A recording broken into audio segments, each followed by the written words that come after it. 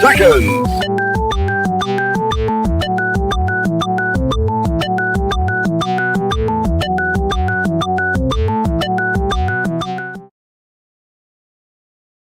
Now comes the part where we throw our heads back and laugh. Ready? Ready! How dare you!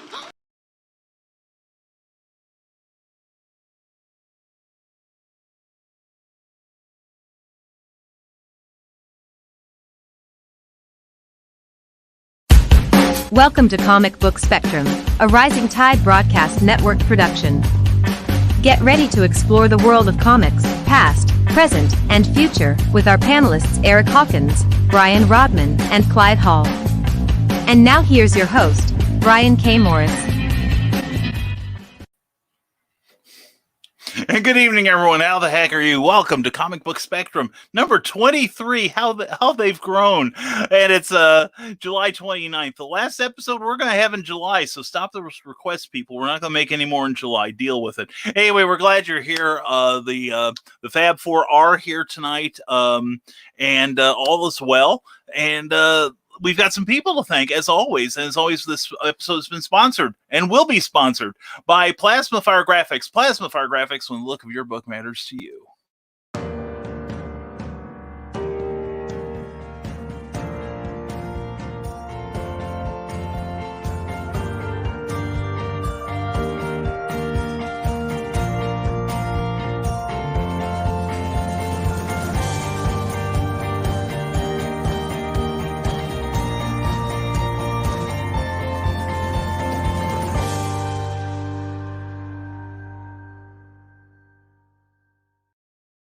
Looking for a spiffy front cover for your comic book? You looking for a wraparound cover for your novel that you're about to publish? Or do you need graphics to help you promote your project? Or even one of those really uber cool trailers like you just saw? Then you need to contact Plasma Fire Graphics. Check them out on Facebook. Check them out at plasmafiregraphics.com. Jeffrey Hayes is sitting by waiting for your call. They also did my current book, Snow Ambition, fourth in the Snow Short series. It is a quick read crime thriller, and it's also only 99 cents, available on Amazon and BobbyNash.com, where all fine books are sold. If they don't sell this book, it's not a fine bookstore, so mess with them. Anyway, also we want to thank Jeffrey Hayes and Plasma Fire Graphics. As always, check out Facebook, check out their .com when the look of your book matters to you, because it matters to your readers. Well, what also matters to me is my Patreon patrons. Patreon is a monthly subscription service where you can support your favorite creators directly. And if you want your name on this, please check us out, what we do, at www.patreon.com/Brian K. Morris. Also, we're a proud part of the Rising Tide Broadcast Network. We've got entertainment and information 7 days a week. Ooh, that's really cool. And Amy Hale is taking another week off to get Creative as Hale ready for its second season. But at 9 p.m. tonight, tune in to Stupid O'Clock, the smartest, funniest show on the air. You will love it, because we do. And also stay tuned around 11 o'clock, all times Eastern, for Last Man Standing with Dan Hollifield. It is always, always, always a good time on there. And thank you all for being here. And now I'm about to bring the others into the conversation here, and I will unmute them because I really do want to know what they're going to say. And a part of me is terrified, as I thought too. So anyway, how you guys doing tonight? Yes, we should explain that Mr. Rodman, who we're grateful he's back, and Clyde got his dial-up working again. So far, dial-up. Remember that noise?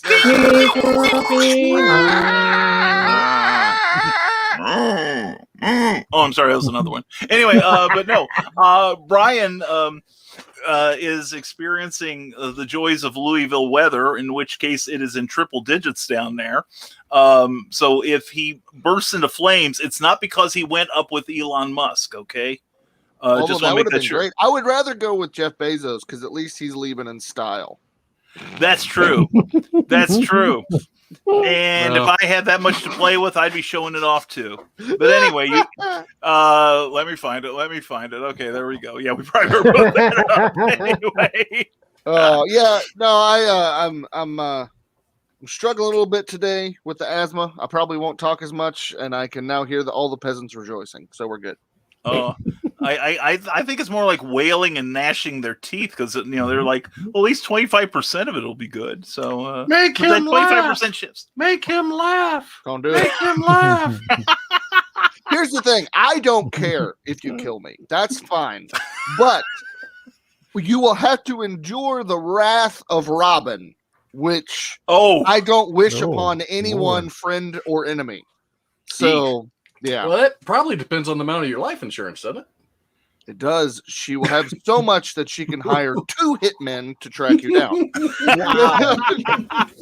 Because I am definitely worth more dead than alive. So. Well, next week when Arrow 4.0 starts publishing Memoirs of an Angel with a whole new writer-artist team. Right. Eric, limber up your hand. Anyway, everybody always limber. He's like, that's my secret, Brian. Yeah, I'm always limber. Yeah, mature. This group, I don't think so. Maybe Clyde, but not us. But anyway, let's introduce ourselves and let's start with Mr. Rodman. Brian, you want to introduce yourself and tell everybody how awesome you are? I would love to. Hello, everyone. How are you this fine evening where hell has apparently taken over my city? I'm Brian Rodman from BrianRodman.com, from the Dastardly Dingoes podcast on YouTube, as well as the author and illustrator of the horror fantasy comic book series Memoirs of an Angel and the post-apocalyptic action comedy miniseries called The Nebulizer. And we're going to talk about some comics today, and I'm excited because this evening, we're going to talk about the Zombiful World of Oz.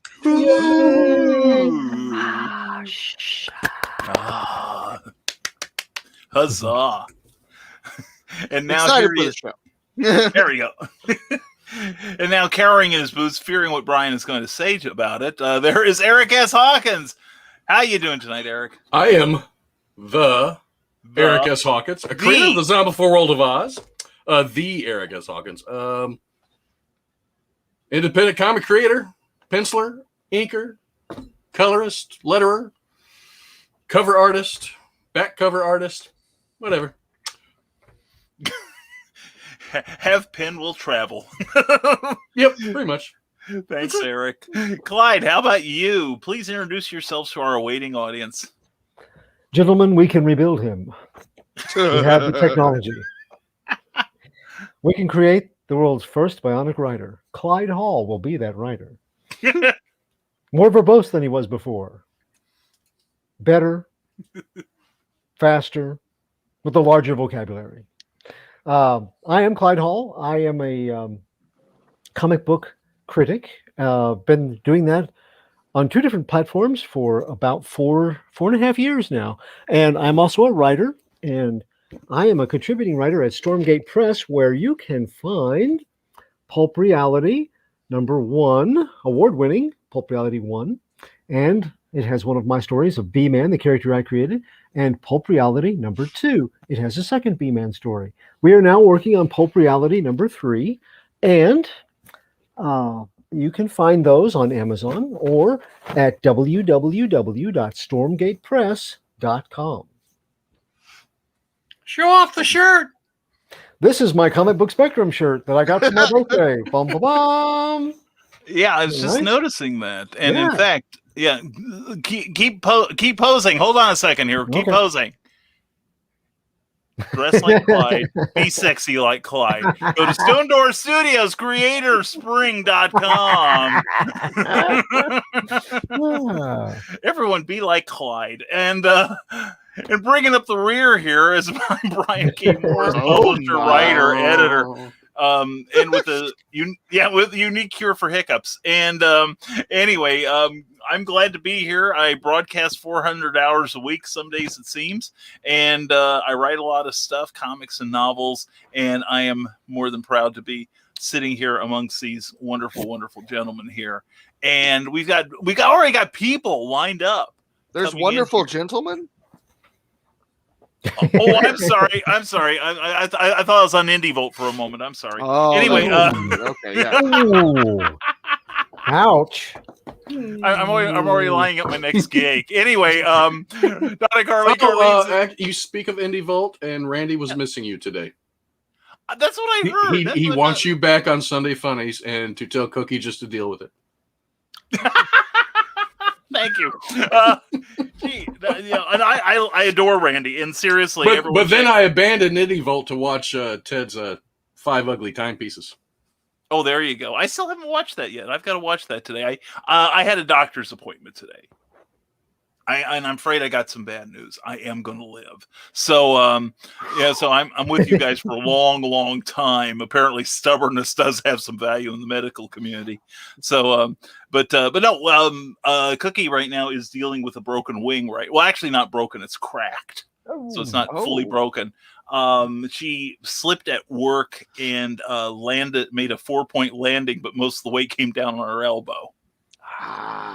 Yeah.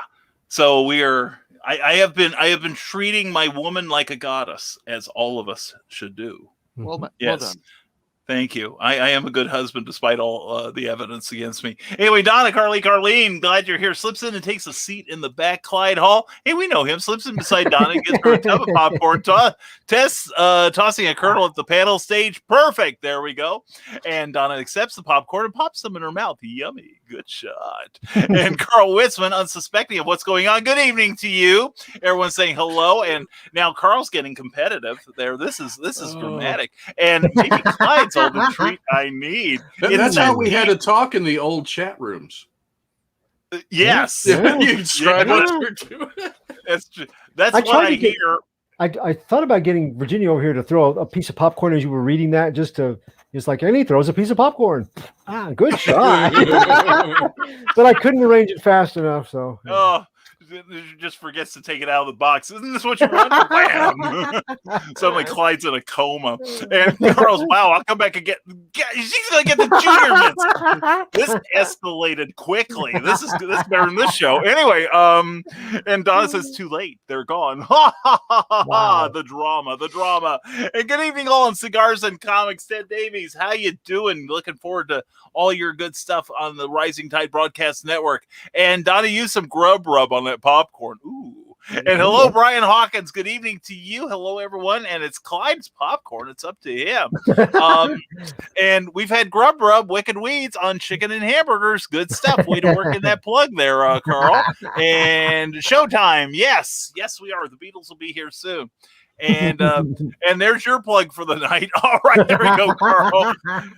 Carl is renting himself for a product placement now. And greetings and salutations. How are you? We are well, Ryan Permisson. Check out his show, and I quote, every Saturday at noon on the Hang with Web Show Network. And we've got a good question from Ryan. We'll take that up when we finish our reviews. And oh my goodness, everybody's talking. And there we go. Welcome the Modern Sound Show. There we go. And welcome back, Brian Rodman. We agree with that completely. Yes. And Ryan's it's good to be back amongst friends. It is. Nice. Yes, who are taking bets on when you collapse. Yeah, and everybody know it. Just so you know, whoever kills me with laughter, they win the game, but they will feel the wrath of Robin. Robin will hunt you down and gut you like a fish. So there was this one time I was in Louisville.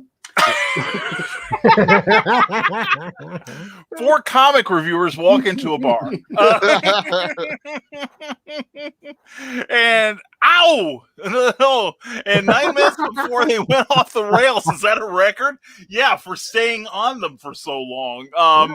And don't forget, folks, dress like Clyde, be sexy like Clyde. Actually, Eric, show us your shirt, man.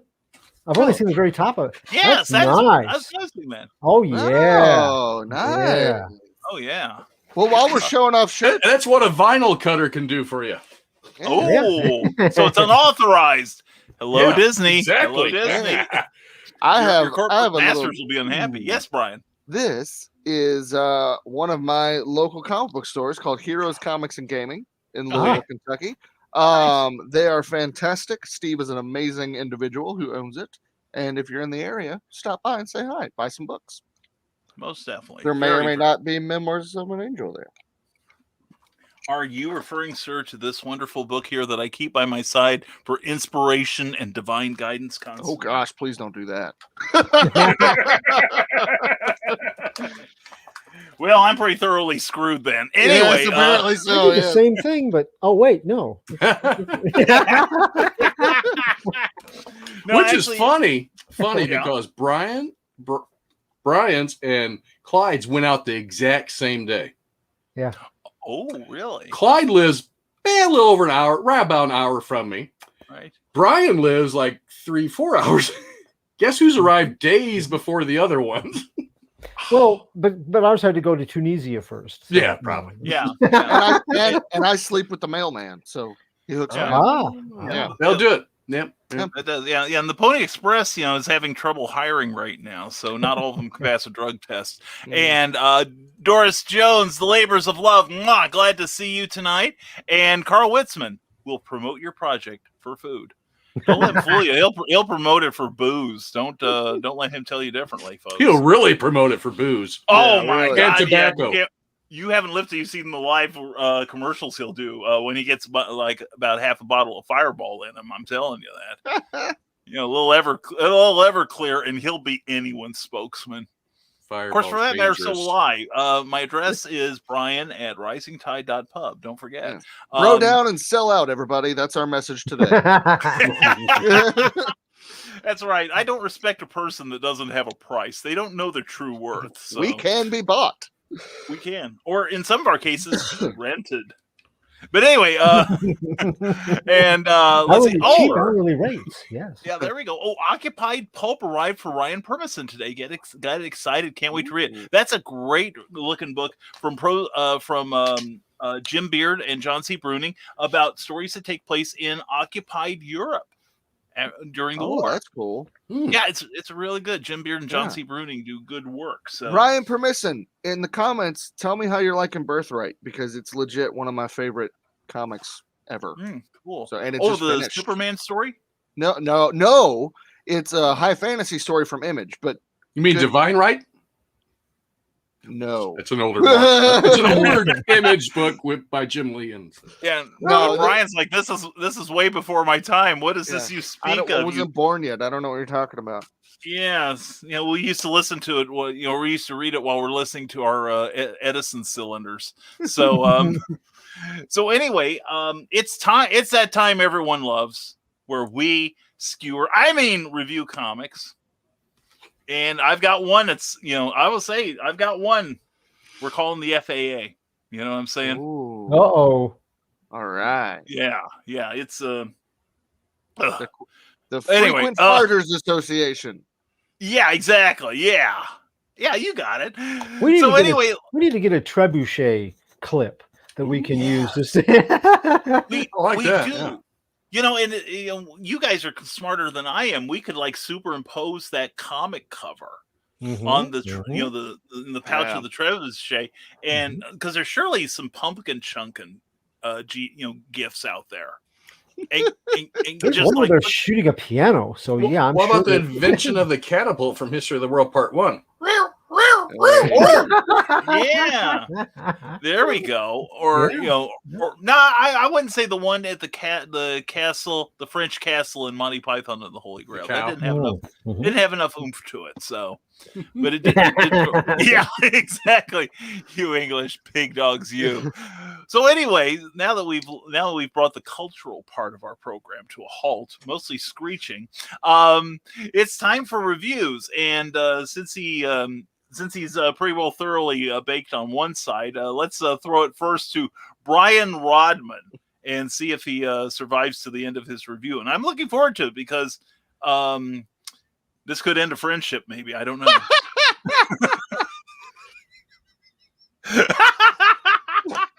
for it, Brian. The death to friendship on live on the air. No. So, I've recently discovered the Zombie World of Oz, which, in all serious, guys, I don't say this. I was a little nervous because I'd never read anything Eric had written. I'd never read, I love your artwork, but I had just never, read anything from you. So I didn't know what to expect. And I was very pleasantly surprised. Not surprised, but like I wasn't like it's gonna suck. But no, like it is really freaking good. If you guys haven't gotten Zombie World of Oz, do it. And I don't say that just because Eric's my friend and that he's on the show. Like, it's a really good. Like, we need more books like this, where it has that like old school indie feel to it, like the artwork especially does, but at the same time, like there are some stunning panels that I got really jealous of as an artist while reading these 3 issues. So just I don't want to ruin it for anybody that hasn't read it, because there's a lot of things that could potentially spoil the story as you go. So I'm just going to kind of highlight some stuff and really just say my favorite stuff about it. So first and foremost, I love that it started off in the brown tone, black and white,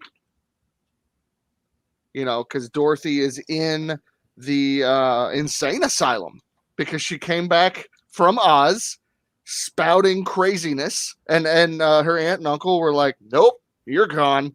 and I love that it was back in black and white. I thought that was so cool. And then the minute that they go to Oz, it goes back, and really the whole first issue, other than like a couple flashback panels, they're all in, kind of Dorothy's world. And I thought one of the coolest ideas ever. And I'm not familiar with the Wizard of Oz, the Wonderful Wizard of Oz books or anything like that. Or what is that? What the book series is called, Eric? It's just every book has a different name, Just a title different to it. title. Yeah, Okay. but it's mostly the Oz books by Baum. Yeah. Yeah. So I'm not familiar with the book series other than a couple different, nuanced things like the colors of the shoes and all that jazz. But I have to ask you, Eric, was this teleportation device with the twister, was that your idea or is that in the stories? No, that's my idea. Well done, dude. Well, thank you. That was one of the coolest moments of the first issue when they whipped that out and the twister started going. I was like, that's so cool. That's so creative. And of course that transports, our trusty Tin Man, Scarecrow, and Cowardly Lion. They go to rescue Dorothy. Dorothy's, finally out of the insane asylum. She's cured. She's convinced herself that Oz was not real. And then, lo and behold, a flying monkey shows up, and Scarecrow, which totally Terminator style, teleports into an alley and steals some clothes. Which I think I have to say, Tin Man is probably my favorite so far. I love the way he looks. He's funny, and I love his character, but I think Scarecrow is probably the coolest looking out of all of them. And I love that Cowardly Lion is essentially like Cyclops from X-Men. I enjoy that as his character, which if that's not what you're going for, I apologize. But that's kind of how I've resonated. And then of course, at the end of issue 1, they end up in Oz, and it's everything is in color.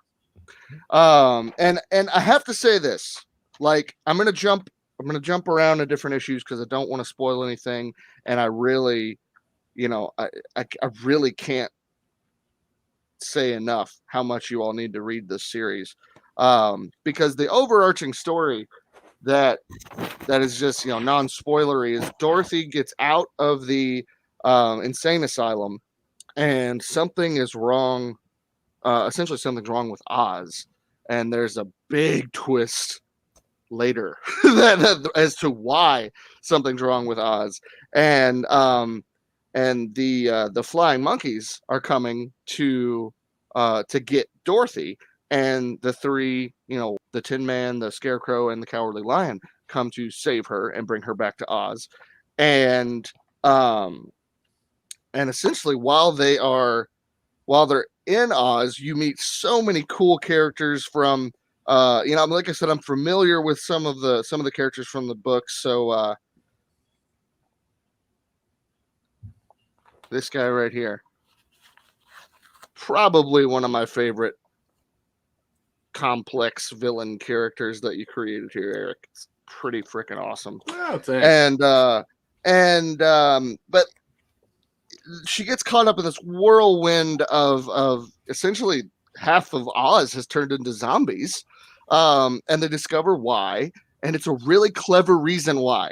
It's not your stereotypical like zombie tale where it's like some virus is in the air or something like that. No, there is a specific reason why, and I love it.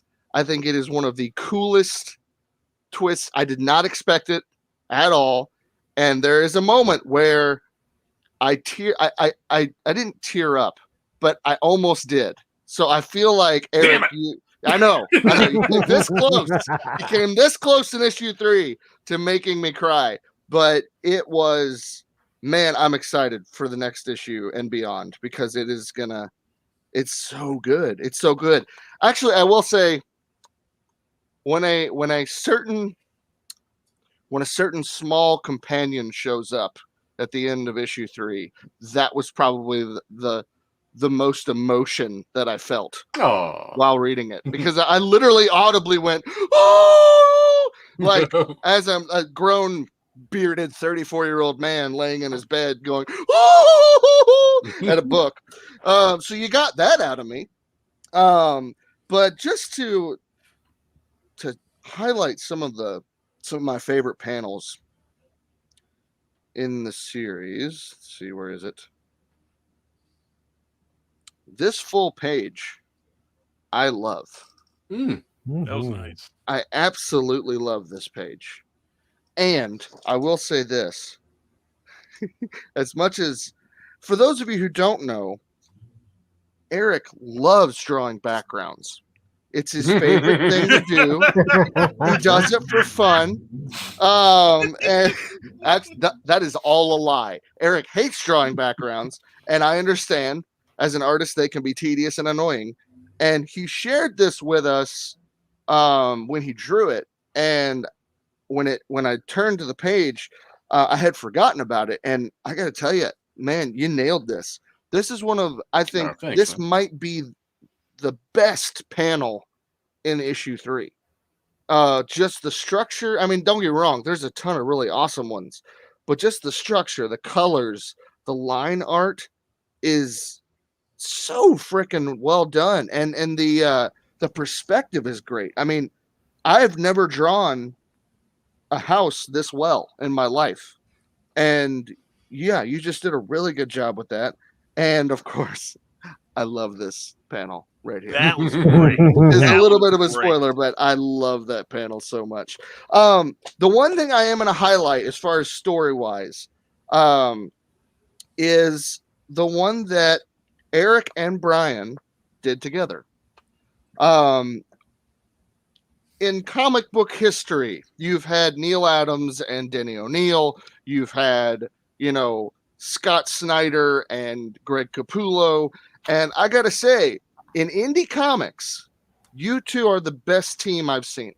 And I mean that. I mean that. I love, and it's only a four page story at the back of issue 2, and it's called The Hell You Know, and it's essentially Dorothy's journey through the insane asylum and just her inner thoughts, her turmoil. I mean, it was so the artwork and the writing complemented each other so well, and the snapshots that you get of what people went through back in the day in insane asylums, right? Like, like you see here, like the electric shock and the lobotomies and all this stuff, that this awful thing that people thought they were doing because they thought they were helping people, but it's just, you really get that feeling of just her journey through it changed her and it tormented her, but at the end, it's so somber, and because she walks out of the insane asylum, and in her mind she's cured. But in the reality of this comes after issue 2, so you already know that the reality of it is that Oz is real.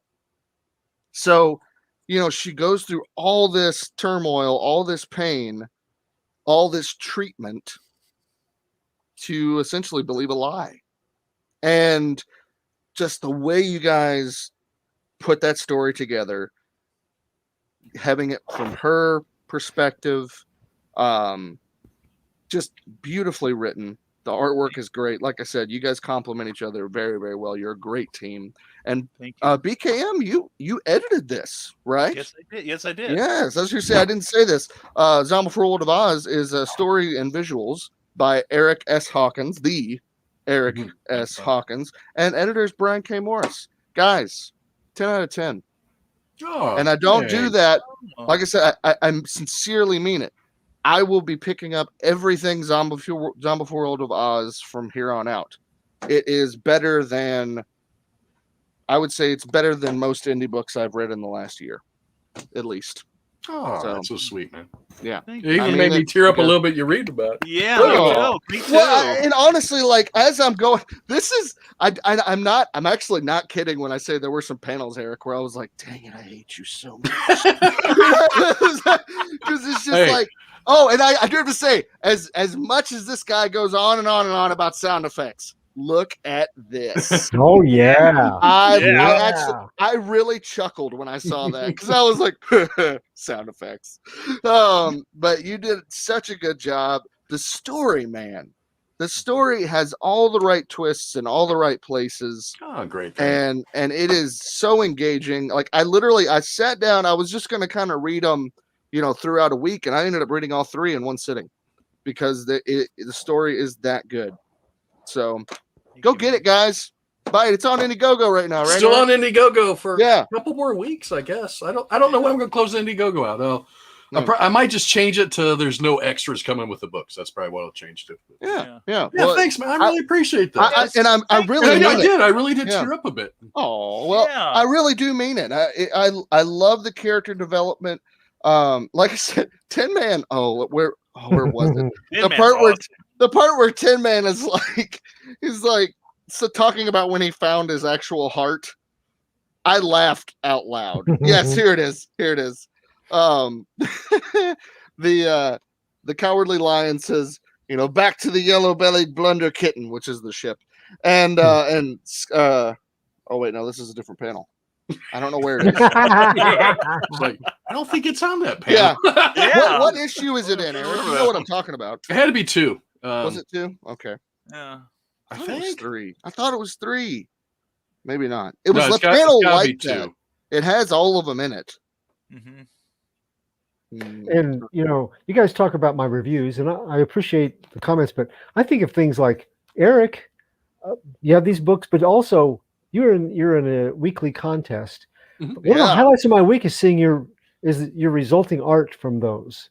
Because it's so good, and it's different. It's not always good. Sometimes it's really bad. I just sit there and don't even finish.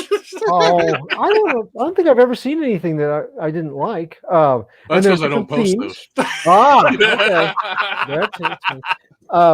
Brian, one of the first short stories of his that I read, not a comic book story, but a short story, I turned into a game module for a group. Right. And that was one of their favorite games that season that we played.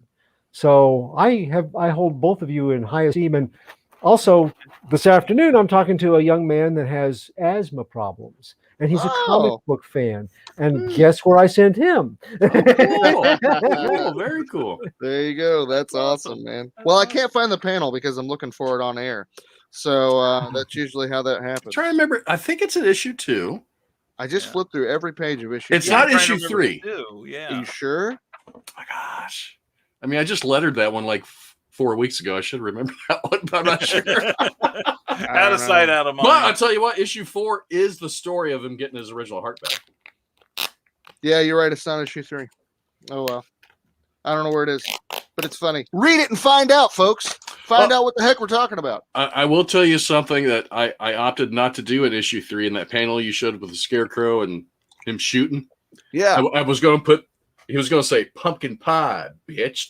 But I was like, it'd be so funny, but it just doesn't work. It wouldn't fit. But Not for that time, no. Yeah, it would have. That would have been a good line. It would have been a really funny line, but yeah. Oh, that's great. Well, no, I'm excited for issue 4. Dude, you rocked it. Well done. Thank you. I appreciate it. And Crosswalker is an original character I created for the book. Oh, is he? Okay, yeah. Cool. I love his design. He's a Buffalo Soldier from Civil War. Nice. Yeah. Very, Eric. very cool. Eric really. I've got to say, this is my turn to embarrass Eric.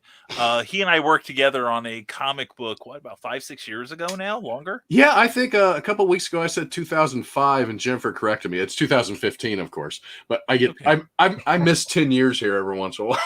Yeah, that's what last year's done to me. Yeah, it was about 2015. It had to be. Yeah. But Eric, I could tell, was a strong storyteller then. His inking was a little heavy-handed at the time. And you know, Eric's admitted it to me. Oh, yeah. As you know, he told me that one time. I'm like, oh, good, I can agree. I mean, I hate inking. I mean, now that I do it digital, it's gotten a lot better. But yeah, and my traditional inking's gotten better too. But and now that I use brushes a lot too when I do traditional. Sure. Yeah, I will say this: from the first issue to the third, there is you're good from the get-go. But you just your artwork just keeps getting better. Thank you. The progression. I mean, issue 3 is phenomenal looking. Like, very well done. Very, very well done. Thank you. Yeah. So, and I will say, as his editor, it's the easiest gig in all of comics because I mostly just correct his punctuation and spelling. I do, like this line could be said a little different. This could be, but I think the only major disagreement we had when he hired me on, he basically said, "I'm not redrawing anything." Yeah, I used to have it up back here. It was one panel. He wanted an extra zombie, but when I first sent it to Brian, I said, "Oh, I want you to edit it, but I don't want you to tell me to change any art." Yeah, I didn't change it. I just told you to add to it. See, I stayed within the parameters. At least he didn't take anything away. Thing. Yeah, it was a transition thing, and I explained my position, and he was free, of course, to not do it. But imagine the joy. My heart leapt when he actually put in that zombie. There you go. And it was a nice zombie. It's actually my favorite panel in issue 1. Yeah, it's when Dorothy and Scarecrow are holding hands. Towards it'd be the last 4 pages, I think. It's on the bottom left. Yeah, bottom left hand side. Right here. Yeah. I nailed them holding the hands. I love that. Beautiful. And he wanted the zombie in the background. People, for people who aren't artists, hands are so freaking hard to draw. Yeah. So to act and then have other people holding hands with each other. Nope. Nobody loves each other that much in my books because I don't want to have to draw that. Yeah. Well, it's like in Celebration Comics. My favorite panel I drew in that one was the bridge. Yes. I love the bridge turned out so great. Yeah, but I'm serious. I think my favorite panel, just line art, color, design, everything, is the cottage. It looks excellent. Well, I'll give you some background there. In high school, my freshman year, I'm in art class, and one of the projects was to draw a house. Teacher said, "So good, you should get in drafting. You should do that." So I didn't take art anymore in high school. I was in drafting for the next 3 years. Oh, then I went on to get a degree in drafting as well. Oh, okay. Yeah, very cool. Very cool. Awesome. Well, so I still hate perspective. Hey, perspective is one of the things that got me to stop drawing. Clip I used to draw, Studio has but- some great perspective tools. Or you could just be like the artist from Mr. Higgins Comes Home and just screw perspective altogether. Ooh, well, some people do that, man. But it works for him. That's the weird thing. Mhm. He has no perspective. And all his stuff is like, it feels like the background is literally flat, even with the characters, but it works. It's so stylized that it actually, he bamboozled me into thinking this is how it should look. So I feel cheated, but I feel good about it at the same time. You know? Oh, that's excellent. That's Well, all the Brian, air you're getting out of me. Yeah. Well, thank you, Well, man. thank I you. really appreciate that. Yeah. Yeah, Yeah, you're I do welcome. I too. mean it. You did a great job. Thank you. Yeah, and thank you for the compliment, Brian. I do appreciate Yeah, that. yeah, you did okay. I don't know. Yeah. I will be That's worse. fixing the fonts, the font in Brian and my story, the 4-page short, because it's kind of hard for some people to read. Because it's kind of like her writing in a diary, so it's got this really. Oh yes, it was funny. I was reading through it and I was like, "This is where Brian was giving Eric the crap for the font that you can't read." So I didn't give him crap. It was Cookie. Cookie. Yeah. oh, Cookie did. Okay, Then Clyde. well, it came I did from, too. it came hard from to- you, it was Brian. That's hard how to I read. remember it. So Yeah. it was at first. She's a making me couple take the fall words. for it. A couple words were hard to read, but I muscled through it. You know. Yeah, I'm going to fix that in the trade. I'll probably just take out the because it's like little torn pages from a diary each. Dialogue Yeah, box yeah, there. I like I'm going to take those out and just put it in regular. Oh, I like that though. Yeah, I like did the too. torn Eric, I may have pages. some fonts. I may have some script. Oh, fonts. I've got fonts. Oh, I'm sure you do. He's got. I had. The I've got thousands of fonts. I got your fonts right here. No, I understand because in issue 5 of Memoirs of an Angel, at the end of the issue, when you first meet, I didn't like. I don't know why it never really clicked with me. And Brian, I'm sure you were probably like, "What is he doing with this font?" Is Zexus, the main villain of this arc, is revealed, and the font that I used for his specific, dialogue balloons is so small, and on the computer it was fine because you could zoom in. It's a little bit bigger. It's fine. I didn't realize it. It was the same exact size as the other font, but because it was a different font, it was smaller. Yeah. And in print, you could hardly read it. And I was, so I'm changing that in the trade. Yeah, I came across that earlier too in issue 1 because Tin Man was going to have a different font than everybody else. Oh yeah. Then I had all these different layouts I was looking at, and I ended up because they switched size even though it's the same font. Yeah. And I was like, I'm just going to leave it. They're all going to have the same font for now. Maybe I'll change it later. Yeah. So, and there's something to be said about that because if you switch the font up too much for every different character, like in Memoirs, all the angels and demons have different color dialogue balloons, but for the most part, all the fonts are exactly the same. But if you do too much change there, it's a distraction. So I tried to kind of really like toe that line, and then I crossed it with issue 5, and I was like, reel it back. All right. So, but yeah. Awesome. Well, this has been the Eric Hawkins Love Hour. That's all time we've got for tonight, folks. Everybody. Whoa, about Drive home safely. But no, well deserved, Eric. Well deserved. Oh, thank you. And it's a privilege to work on that book. So, who wants to go next? I'll go. Okay, there we go. You're fired up now. You're ready. You're energetic. Let's hear what Eric S., which stands for Porn Sack Hawkins, has to say about this week's comic.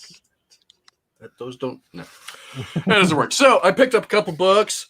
I only picked up a couple this week. There was a book that I had been picking up, and I just decided not to pick up issue 4 because just after 3 issues, I was like, "There's nothing really happening," and so I dropped Berserker. It wasn't bad, but there's nothing really happening. But I did pick up these 2 this week. Yes. So Amazing Fantasy, which is the one I'm going to review. I might review this one next week. I'm not sure, but depends I what got comes the out first next 2 week. issues of that. Of this one? Yeah. It's so creepy. I'm excited. It's so creepy. And this one's just as creepy as the first issue. I really loved it.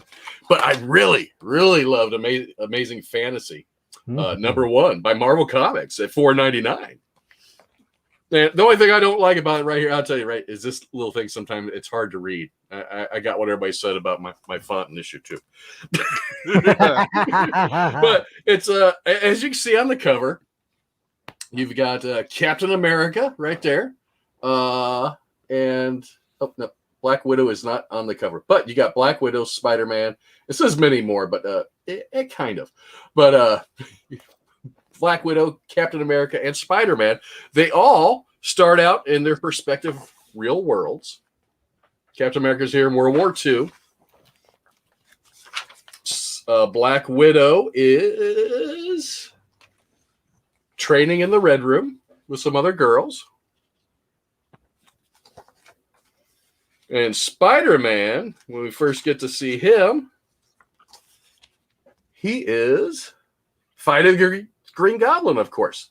Now, if you looked at all these had a little bit of different art style. Yeah. This is the same artist on every one of these. Ooh. And it is the same artist that did the cover. Oh my gosh. Wow. So they obviously painted the cover. I think there might be a digital artist, which is I have nothing wrong with that. I mean, I'm a digital artist myself mostly. But and you could see it when you start looking closer. I mean, if you could see probably this is the same artist. I mean, you can see how they would have painted this, but even though it's more comic book style, but you can still see a little bit of the painterly style underneath. Then when you get to the Red Room story, most of this is actually digitally painted in a more nice artly style. Mm-hmm. So something happens in each one of these. Oh, and this one, I mean, this one's really comic booky. The bright colors and everything. Yeah. So something happens to each of them in each of their stories that throws them into this other world. Captain America, he's with some soldiers and they're carrying something. They don't know what it is. And they're taking it across U-boat infested waters. And of course, they get attacked by a U-boat and the boat sinks. And Captain America is trying to save everybody, but he just can't before he gets swallowed up and taken to another world. One of the coolest things it made me think of Captain America as I'm reading Captain America was one of the dialogue balloons here. So one of the guys asked, "What kind of cargo needs so big a shield?" Because they've got like a whole armada around it. Says, "I'm a soldier, sir. I don't take orders. I don't give them. I take orders. I don't give them." And it just seemed exactly what Captain America would say. And I love the art style in each one of these. It's so different in each one. And I love that. What the book reminds me of was not Marvel Age, but shoot, I can't remember the name of the book. It was a Marvel. It was another book I collected back in the 80s. And it was, gotta take a screenshot. Was it Marvel Age? Oh, it was Marvel Fanfare. So, yeah. I don't know if it's really whited out. But this is one of the books. I had this one. I love that. Just the story in it, the art in it, and the fantasy element of it. And that's why I picked this up, because of the fantasy element. But they all go to this different world. Captain America runs into a griffin who's been fighting something because he's got a big scar. And he's like, "How'd you get that big scar?" Then he finds out what's so big to take off with a griffin, and he pops that dragon right in the head with a shield. Then he has to go looking for his shield. But then you got Black Widow training and beating up other girls. Now, the only thing that's kind of strange about the Black Widow story, I'm not sure of the age of the girls. They all look really, really young. But when you see them later, they're kind of developed, so maybe they're not too young. Maybe it's just how the artist draws it. And the artist is Kari Andrews, and don't know if that's a girl or a guy. It's Kaare. I think it's a guy. And they wrote it too. They wrote the story and drew it. I'll look it up. Yeah. But so Black Widow, after she beats up the other girls in training, she goes to take a shower. So they decide they're going to go teach her a lesson. Well, she's escaped out of the bathroom window, and she's doing that because Alexa told her there was a plane outside, and she could escape the Red Room, and he'd take her away. Well, it was a trick. He did that to prove her loyalty, and he found out she wasn't loyal. So he shoots her. Then you don't know what happens, but next thing you know, she's riding off on a horse. Or she's passed out, but the horse is carrying her away. Which isn't a horse later on, it's a centaur. Ooh. But Spider-Man, something happens to him. A pumpkin bomb blows up. Next thing he knows, he's playing Bugs Bunny. What? Surrounded by a bunch of lizard men and being all smart alecky that like he should be all the time. And then all these bird people come and start fighting. And they knock, I was going to say Bugs Bunny out, Spider-Man out. And then you go back into Captain America again. He hears a girl scream in the forest or the jungle. And he goes to help out. And there's these two ogres try and attack a young elfish lady, I think, because she does have pointed ears. Look at him jumping right there. It's so cool. Nice. Then you find out that that girl has a son. And then the orcs or ogres, whatever they will be back, but the kid's already picked up the shield for Captain America because he had lost it. So he's like, he thinks they're coming back, but then he finds out the Griffin is with them, so they all ride off in the Griffin. The only thing that's kind of weird about that, I don't know why there's arrows sticking in Captain America's shield. They should just bounce right off. So, and then the bottom of here, you got the Black Widow waking up, and she's on a centaur and riding to see the king, but you don't find out who the king is in that castle. And then it concludes with Spider-Man finding out the bird people are not bird people. They're just people dressed up as birds. But they were instructed when they found out he came to that world to go get him and bring him to a certain person. And this about made me cry. And I'm not going to say who that certain person was, and I'm going to end my review right there. Is it Howard the Duck? It's not Howard the Duck. that movie made me cry. He's the king. There you go. Oh, he could be the king because that would be awesome. Whoever is the king is not the same person in the Spider-Man story, but I'm sure all three of their stories will converge probably in the next couple of issues. But amazing fantasy, and I don't do this often. I will give a 10 out of 10. Just because of the nostalgia feel it gave me for each of the characters. Nice. And not only that, but the ability for this artist to write and draw basically in 4 different styles. Mm-hmm. That's impressive. Which I struggle with one. I mean, it's very impressive as a book, and I recommend it to everyone. Yeah. Despite the arrows in the shield. Despite I thought the same thing. But yeah. Then I thought, what if they're +1 arrows? Okay. Yeah. But that was the only thing I was like, why are the arrows on the shield? But that didn't really deter it. I mean, it's a really good book. Really good book. From Marvel. Ooh. I had the Captain America cover. Ooh. Yeah. Ooh, nice. I almost picked up the one that you got, but I last minute I don't know what. Just seeing Captain America with the World War II background and the soldiers, I was like, okay, I'm in. I got that. Did you read it yet? Oh yeah. Did you like it? I did. Did you like the end? Did I give you some feels? It did. Yeah. It did. I know that has been done before for some issues, but I really did like it. Yes. Yeah. Yes. There we go. I thought you were on my Loki variant. That was clever last week, by the way. Going, they pruned him. They pruned him. I'm like, I've been pruned, but I'm Loki. I'm back. That's funny. Oh, that's awesome. Well, we have more comments here. Carl Wisman says, I've been to Tunisia, Illinois. Lucky you. That's probably where my mail. Did you see my mail? That's probably yeah, that's right where his copy is. On issue 2, I had one that was going to Nashville from the St. Louis area. It went out to Washington State, to Minnesota, back through St. Louis, down to Nashville. Mm-hmm. Nice. I followed the tracking.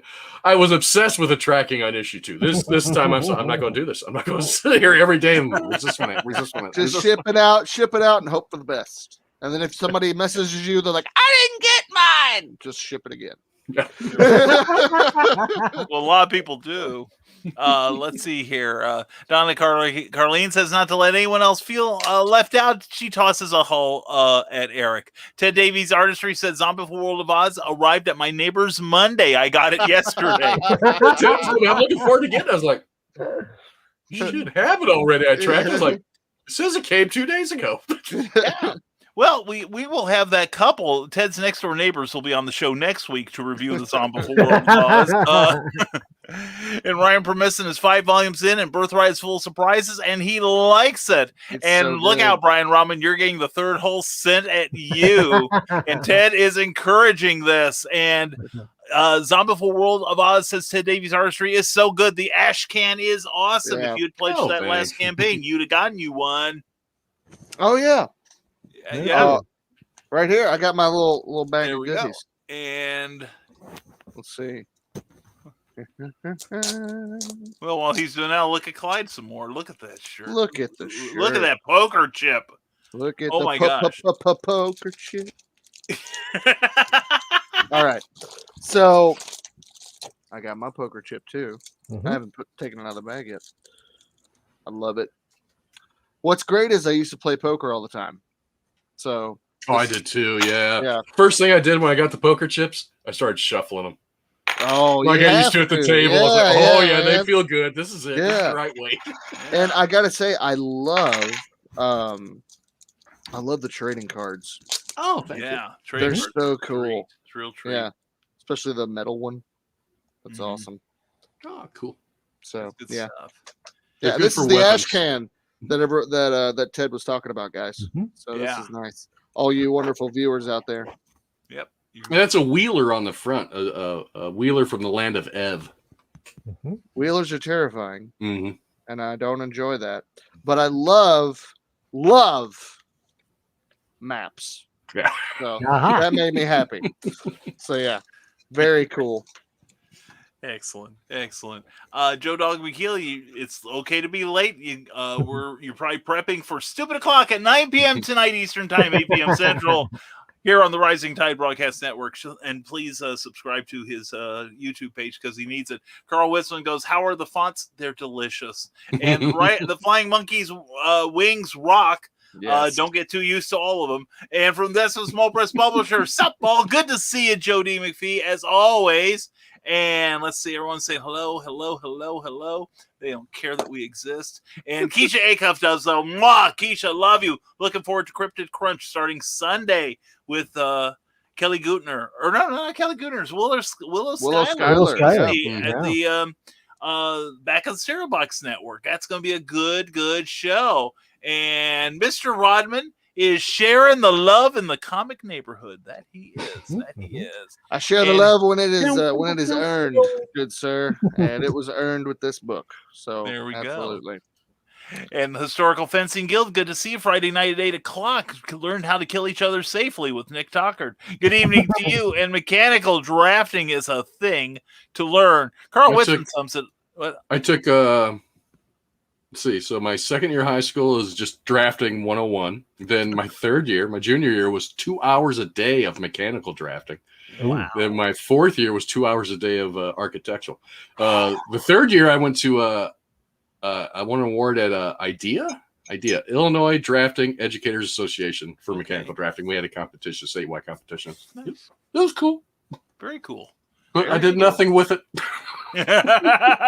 And look where Yes, he you is did. today. You drew that Yeah, okay. amazing- Yeah. Hey, you drew that damn house. Yeah. The one that brings strong men to their knees, that makes women cry and makes dogs howl at the moon. Anyway, Carl Wisman says perspective is for the weak. I like And that, Historical Carl. Fencing Guild says I loved it before CAD and 3D CAD.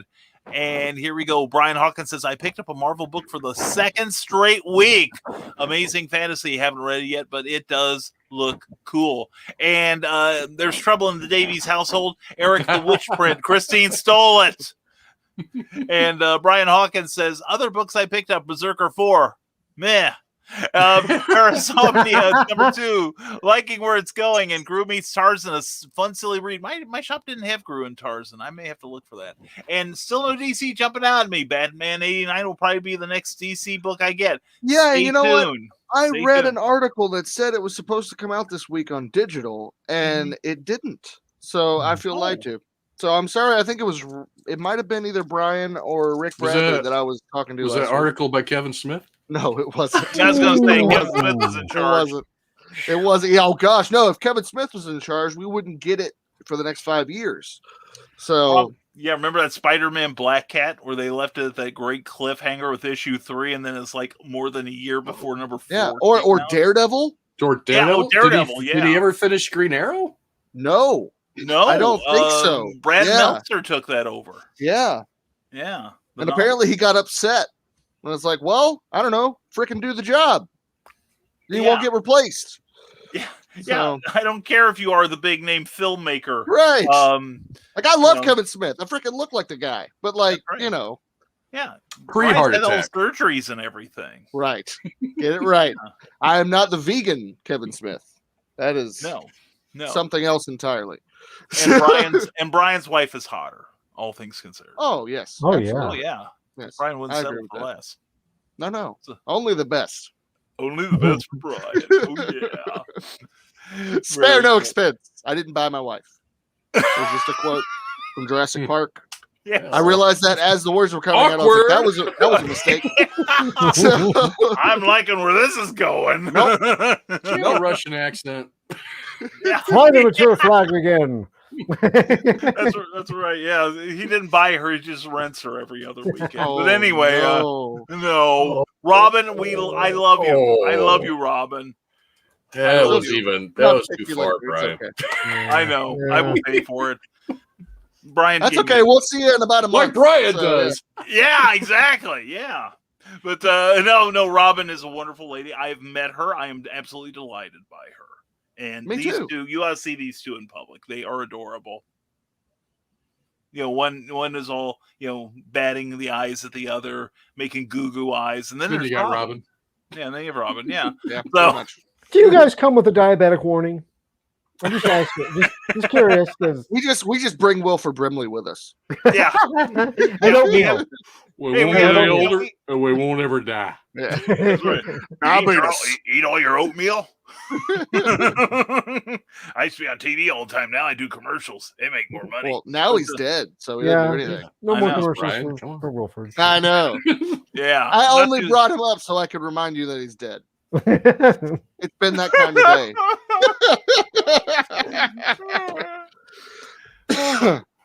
But and he was in one of my favorite movies ever, Remo Williams. The Adventure Continues. Oh, he's actually been in one of my favorite movies, The Thing, Oh, that's right. That's right. Yeah. with no mustache or beard. I didn't like that. That kind of threw me that's off. I was weird. like, "Why are you clean shaven, sir?" Mm-mm. Yeah. That's why my favorite Brimley movie is Cocoon. Oh, no, that was shit. good. Mhm. That was a good. What about or- Cocoon too? The Tom Cruise movie where Tom Cruise is a lawyer. The Firm? Oh, I don't The Firm? remember. The Firm, yeah. and Yeah. He beats Yeah, the yeah. crap out of Wilford Brimley with a suitcase or Yeah. a briefcase. all right. Yeah. Yeah. Oh my God. Yeah. And in Remo Williams, he is horribly miscast. Mm. I mean, he was good, but if you read the original novels, everyone I've ever talked to, and this will be before everyone's time, but Clyde's, I suspect, Charles Lane from Petticoat Junction. Mhm. This guy, I got nothing. yeah, he played Homer T. Bedloe, who was trying to basically buy the Shady Rest Hotel so that he could run a train through it. And they weren't having us. This was 60s TV. Sounds kind I of made feel like up. I was gonna say no. I feel like this is the same exact plot from Blazing Saddles. It's pretty much except, Petticoat Junction just wasn't as funny. But no, it tied into a couple other shows. But no, he played this. He was real slender, receding. He had a little thin hair on top, and he always looked like he sucked on a lemon before he came into the scene. And the description, the eternal description of Mr. Smith, who Yes. was the leader of a very Harold secret organization in Remo Williams, was in the books, was the lemony faced or the lemony Mr. Smith. And Wilford he brought the lemony, but he did not really look the lemony.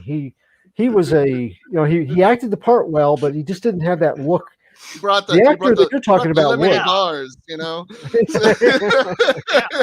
Now Charles Lane was kind of cool though, because he did a TV interview, one of those "Where Are They Now" shows, and he was like 95 or something, living in like an assisted care facility. He's like, I can still get around. Hollywood, call me. Don't lose my number. His phone started ringing off the hook.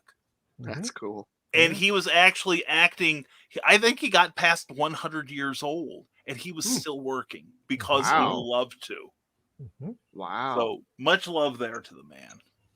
So should I go next and let the gold standard finish us up? And notice the only one laughing is Clyde. It'll look bad if I lose connection again, and after everybody goes.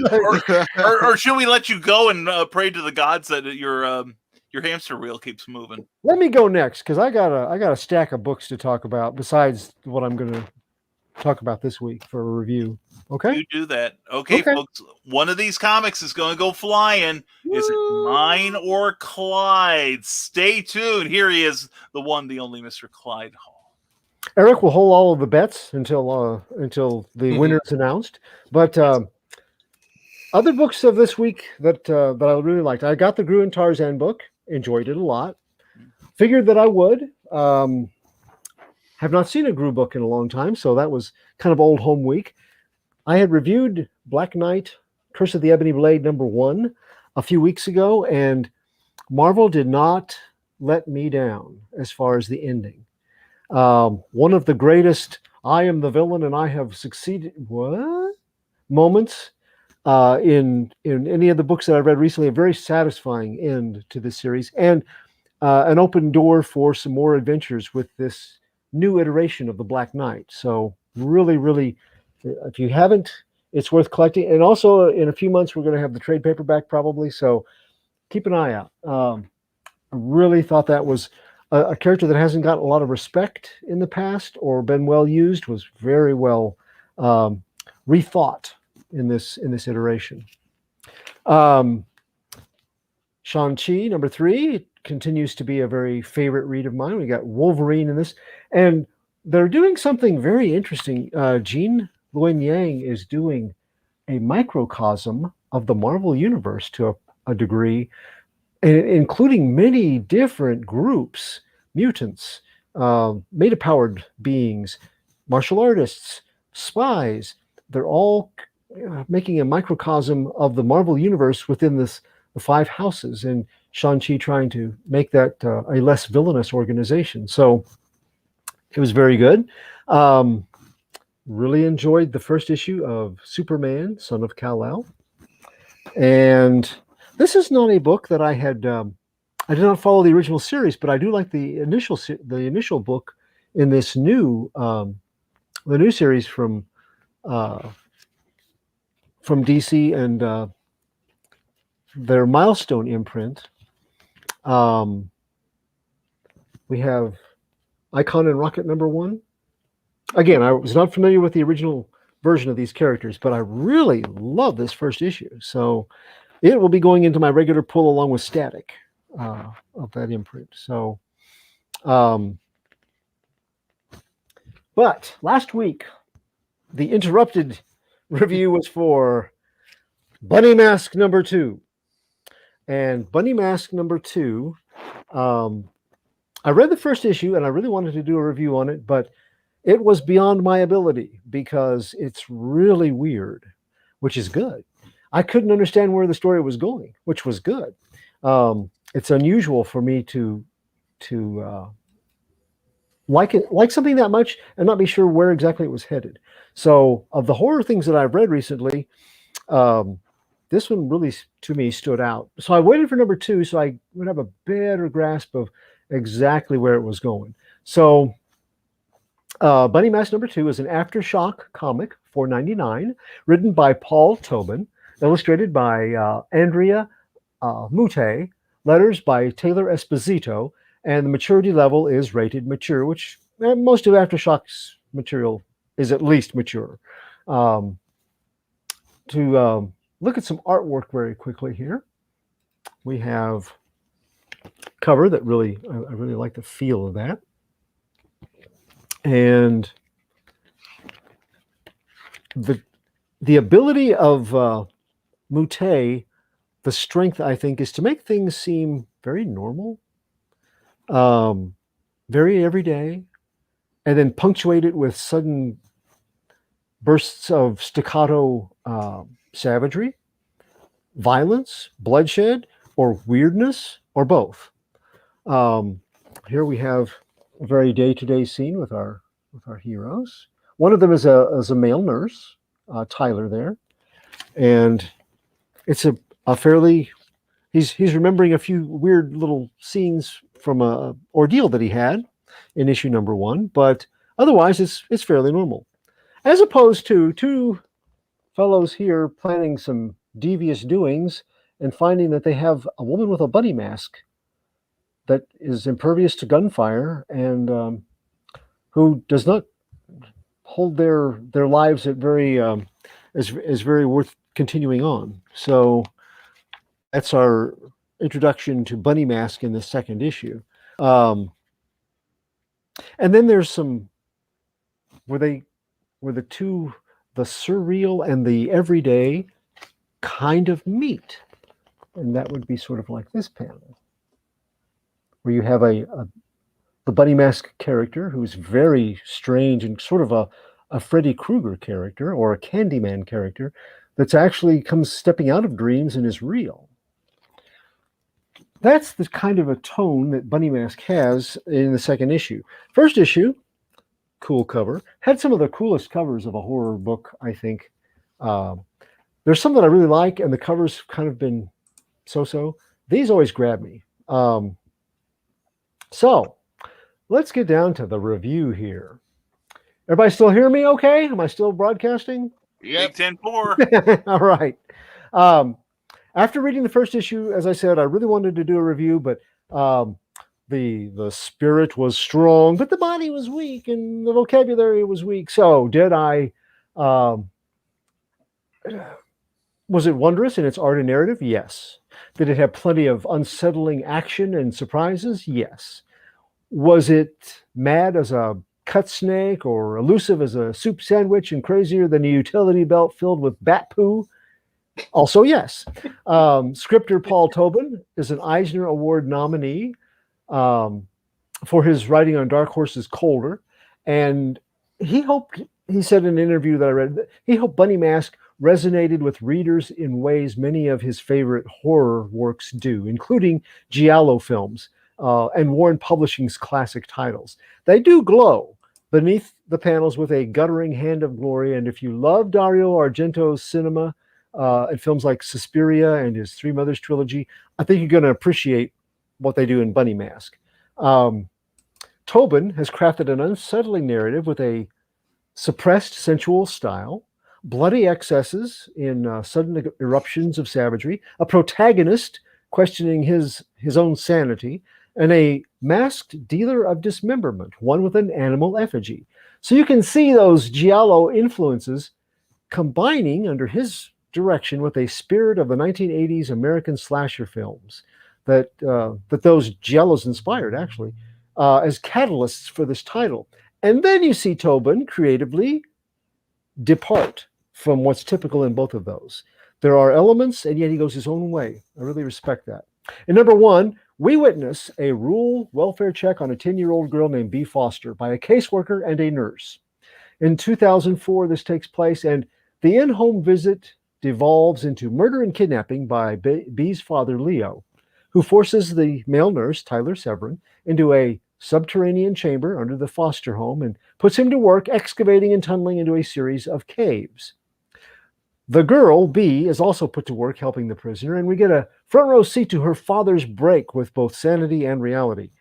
A month into his capture, Tyler uncovers a cavernous chamber with archaic drawings and encounters a strange woman wearing the rabbit mask. There follows a conflict between himself and Bee's father and the Bunny Mask girl before Tyler is found wandering outside the Foster property. According to Sheriff Roger Tate, Leo Foster is dead, Bee has disappeared, And the wounds that Tyler believed that he suffered, a shotgun blast to the kneecap, appear imaginary. Authorities find evidence that the nurse was held prisoner, but there was no underground chamber or caves. So much of what the young nurse experienced seems hallucinatory, probably brought on by his ordeal, maybe some drugs that he'd been given, food deprivation, and other physical exhaustion, lack of water, dehydration. 14 years later, Tyler is still practicing medicine, and details of his traumatic encounter have dimmed, but they flare debilitatingly when he passes an art exhibit and he sees paintings and sculptures of the bunny mask figure on display. Trauma comes crashing back down, but he also encounters the gallery's young artist. She's the girl once known as B. Foster, now working under the name of B. Good. They reconnect, and she talks about the bunny mask figure like a muse, a figure that haunts her subconscious and kind of fuels her paintings and her sculptures. At the same time, Sheriff Tate's still on the job, and he keeps being drawn back to that abandoned foster home, intrigued by the case, by Tyler's claims, but also, it seems the day that the nurse was rescued, there were other strange happenings around the county that the sheriff doesn't know what to make of it. 2 prison inmates committed suicide. 4 others wound up in the psych ward. 2 local murders took place. 3 car wrecks happened when the drivers of all 3 vehicles had heart attacks. A herd of deer drowned themselves jumping off a bridge. Just, for a small rural area, very strange happenings. When his deputy falls through a sagging floor panel, they uncover, guess what, a hidden entrance to a cave complex beneath the Foster home. They also discover the bodies of Leo Foster's other victims. As an extra at the end of the issue, we're treated to surveillance transcripts from a drug enforcement unit's listening device, which caught audio of the double murder that Tate mentions. The victims were meth cookers.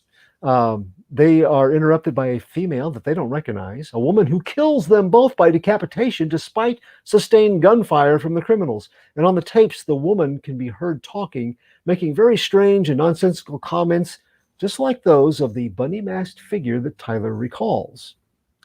Number 2 finds Tyler and B seeing each other on a platonic level and becoming friends. Tyler also begins noticing sculpts of Bunny Mask in his office, paintings of Bunny Mask in his home, apparently gifts that B's been dropping off when he's not there.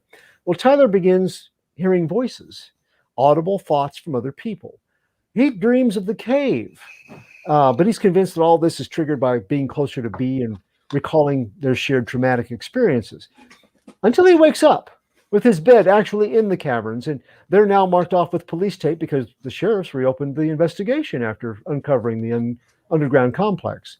The fusion of that surrealistic view, the dreams and waking terrors continue until our hero encounters the frighteningly real Bunny Mask in his own home. And through all of this, Tobin creates this brilliant double narrative divided between surreal hallucinogenic encounters and a documented 14-year-old case of murder, abduction, and lunacy. In most ways, what poor Tyler's experiencing could be PTSD brought on by his abuse at the hands of a madman. Leo Foster certainly seems like he's completely starving mad, except in Tyler's case, that surrealism claws its way into our hero's stable reality, fully physical and recordable, and often lethal. Tobin's constant switching between that unreality, reality, and the connective membranes where they merge makes me mentally squirm. And it's the kind of thing that only, I think, quality horror can do, and I get that from it. Tobin fully nets me into his story, but I have no idea where it's headed and what's coming next, and that is a rare delight. So that is also weighted by this scale as something that impresses with Bunny Mask number 2. The artist in question, Andrea Mutte, also is very impressive. His work on Aftershocks Maniac of New York, you may remember from a previous review, it was perfect for a cinematic horror tale in that, and he's working that dark magic here again. His street scenes, his character studies and expressions keep everything grounded and perfectly normal until the normal ends. And you got arterial mayhem, and he did the same thing in Maniac. I had visions of a Jason versus Freddy-esque Aftershock Halloween special flutter in my head with Harry and Bunny Mask blending their cinematic slasher exploits with imagery by Mute. In number 1, Taylor Esposito's lettering paced the action with the insane bouts of violence. In number 2, the emphasis is on building the characters with conversations, sound effects, and their fonts very much sparser. Well, he uses subtle but effective devices propelling the story forward, like he uses a digital time display in panel covers to reflect the free-flowing conversation and connection that Tyler and B form. So he does some more subtle work with this, and I liked it. By the end of number 2, the reader's preparing for more violence. For Tyler's sanity strained, coping with Bunny Mask fast asleep in his home, but ironically, too bizarre and dreamlike just to be real. There's still the mystery of the recurring Charlie Brown sweater zigzag patterns in clothing and art. There's the question of Bunny Mask herself, in many ways monstrous, yet dealing death to humans more deviant and twisted than she is, people that really deserve some sharp ends of talons.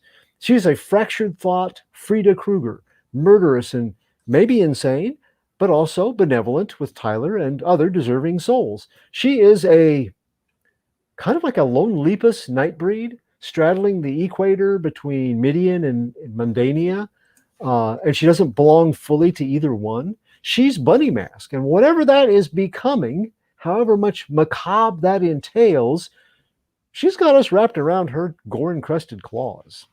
My score on Bunny Mask number 2 is 8.5 out of 10.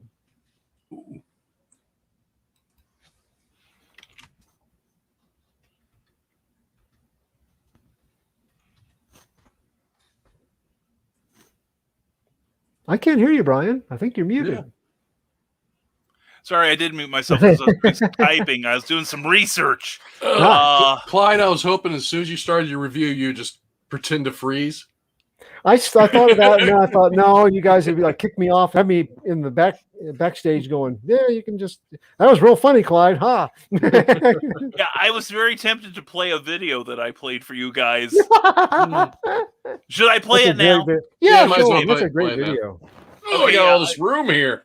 Yeah, really. Boy, Eric's gonna get used to that, man. But yeah, this is from Damien Waldburn, based on something that happened on the morning show recently, and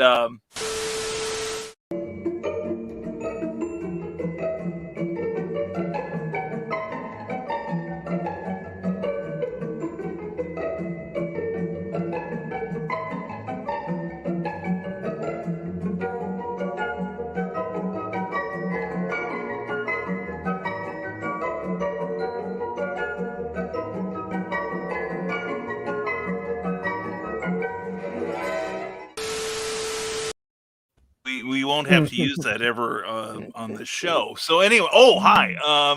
So yes, and Mr. Rodman, I did see the message. Mr. Rodman was having a little bit of breathing difficulty, and love you guys. Have a great and he appreciates all of you. He wants us to let you know that, and go read some comics. All right. Good. I didn't see that before just a moment ago, but I did see this great review, by the way, Clyde. Very, very Thank you. good, as always. I wanted to share this because something was said earlier about the creator of Amazing Fantasy, and I wanted to put this on the screen just so we know that. Then get back to here, and then we hit this, and he is Karen Andrews. I'm not sure we're pronouncing it correctly, but it is a dude. Mm-hmm. Okay, and has worked in comics since around Y2K. So hurrah. Simply an amazing artist. I mean, yeah, I have never seen anything he'd done. And I told my brother Brian when we got in the comic shop, said, I picked this cover up and didn't even look to see what was inside it. See how the art matched the cover. And I was like, when I got home, I'm thumbing through, I was like, I wonder who they did this art. This looks good too. I'm like, this is the only name in the entire book. This is not possible. Oh, that's cool though. Well, I'm glad we could straighten that out. Glad Glad we can find that. But let's see. Brian Hawkins says, I got Buddy Mask number 2 last week too. It's definitely weird, but I'm liking it. And from the desk of a small press publisher, the power of Joe is not affecting you this week. You are broadcasting loud and clear, Clyde. Now we know what happened. And thank you, Carl Witzman. Appreciate that. Let's hope we never have to use it. So, and speaking of people we hope we never have to use, it's time for my review, I guess. Here we go. And I earlier it was said, didn't find many comic books. Oh, would that I could say that. Today, yesterday was a bounty this week, and we're going to give some quick reviews. And we're going to, last week, Joe D. McPhee reviewed Checkmate number 1, and Ho is Damon. I mean, who is Damon Rose? If anything, Joe was panned the first issue. This one is even worse. Nothing goes on in here except a couple of that's a cool scene. That's a cool scene. As far as developing the story, not much of it. And Damon Rose, you won't know who it is either. And they changed the country of Markovia. It's now the new country of Leviathan. Mark Shaw has powers we didn't know about. The recap is 3 paragraphs long. 2 of it happened in the previous series about Leviathan. So this one I give... there we go.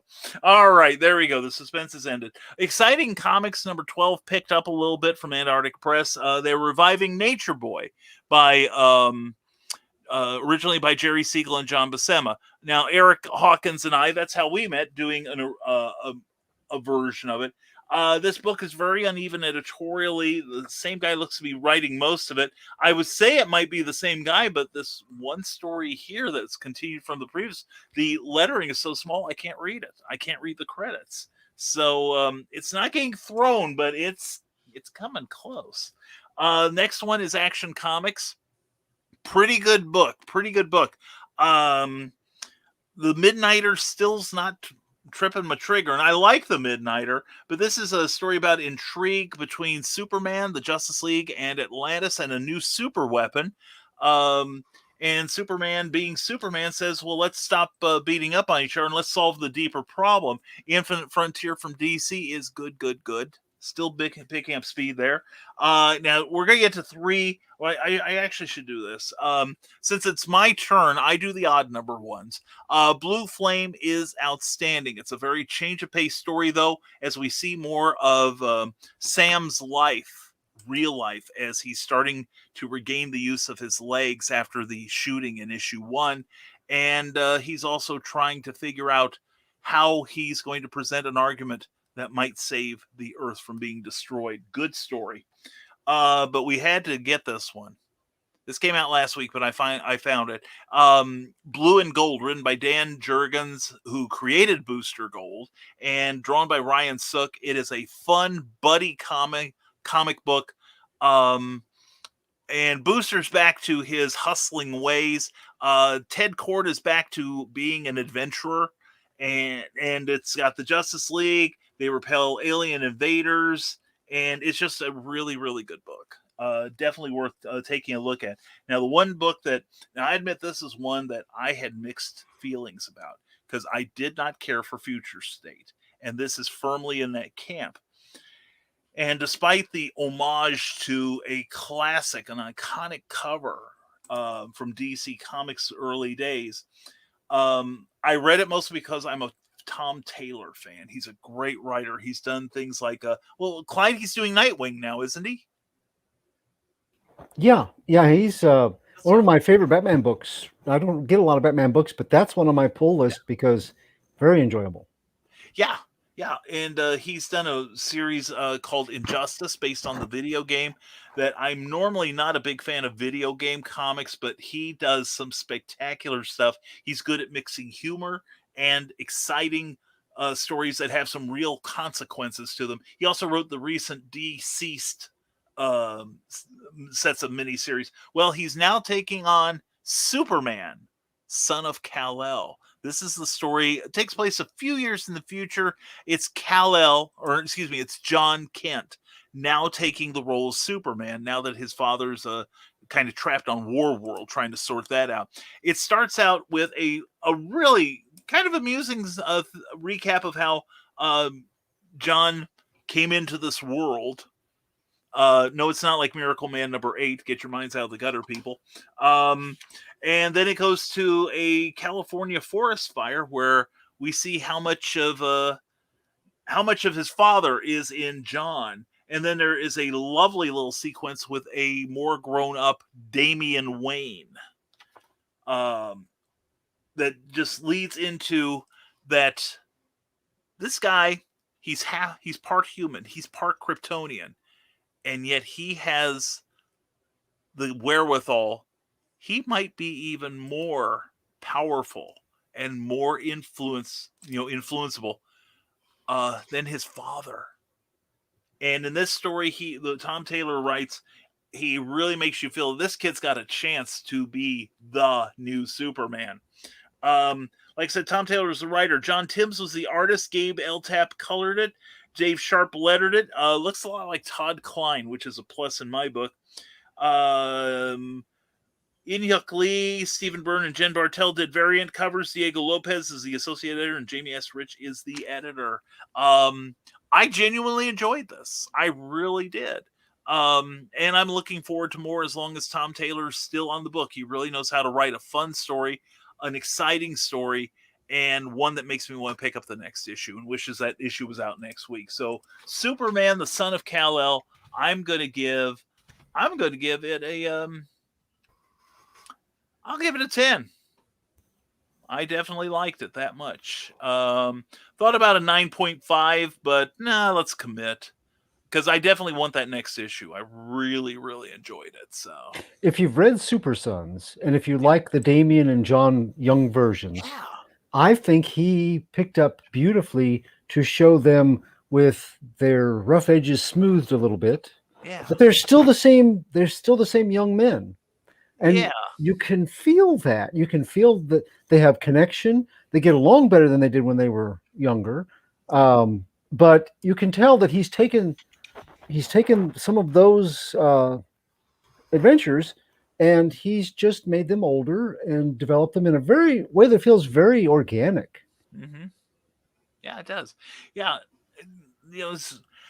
Really, I thought that the only person I've seen so far that really had a handle on the Super Sons was, the guy who writes them regularly.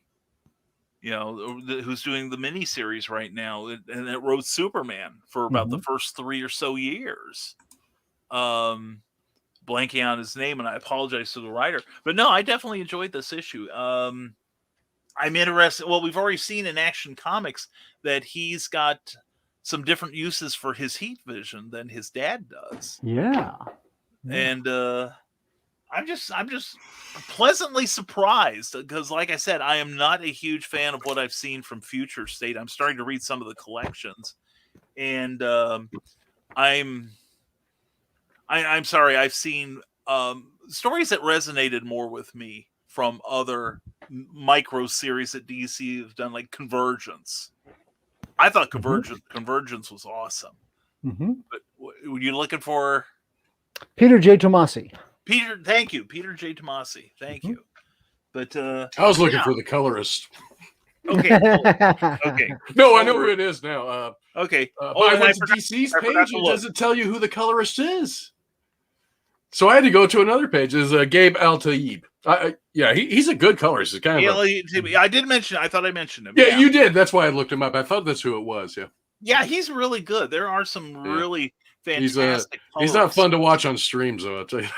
Oh, really? He's one of those. I did this. Oh, when someone says something, oh, well, I did this and I did this. He's a one-upper. Oh, he's getting out the yardstick every time somebody says something, huh? Yeah, but excellent colorist, Joe. Yeah, he really is. Because you can see here, there's like some real mood changers here. Like, I think he does quite a bit of stuff for DC. I think he does too. Yeah. But one view for space, kind of a blue overall for this sequence with the birth of John Kent. Then it switches, of course, red for the fire. And keeps that red, and even shows like the characters themselves, kind of glowing, that good reflective glow from the thing. And then once he's back in talking to Damien, it goes back to the nighttime again, giving Damien a little more mystery. And then they have a variation also of the classic phrase, what the symbol now should stand for: truth, justice, and a better world. So I think this is pretty solid entertainment. I've read it 3 or 4 times. So anyway, let's see. What is the thing? We've got comments from the That's a Small Press Publisher. Wait, you didn't play the game. Where is Wheezy? We'll be tallying your votes later, and the winner for this week's poll about which one of us killed Brian will be posted later. So follow us on all social media. And Ted Court is back. His heart is healed. He was in Tom Taylor wrote the Suicide Squad sequence. I just read in trade paperback. It was a 12-issue series. It was Bad Blood. It was incredible. It was really, really good. It's the one where they killed Deadshot. And spoilers. Anyway, no, it was really, really good.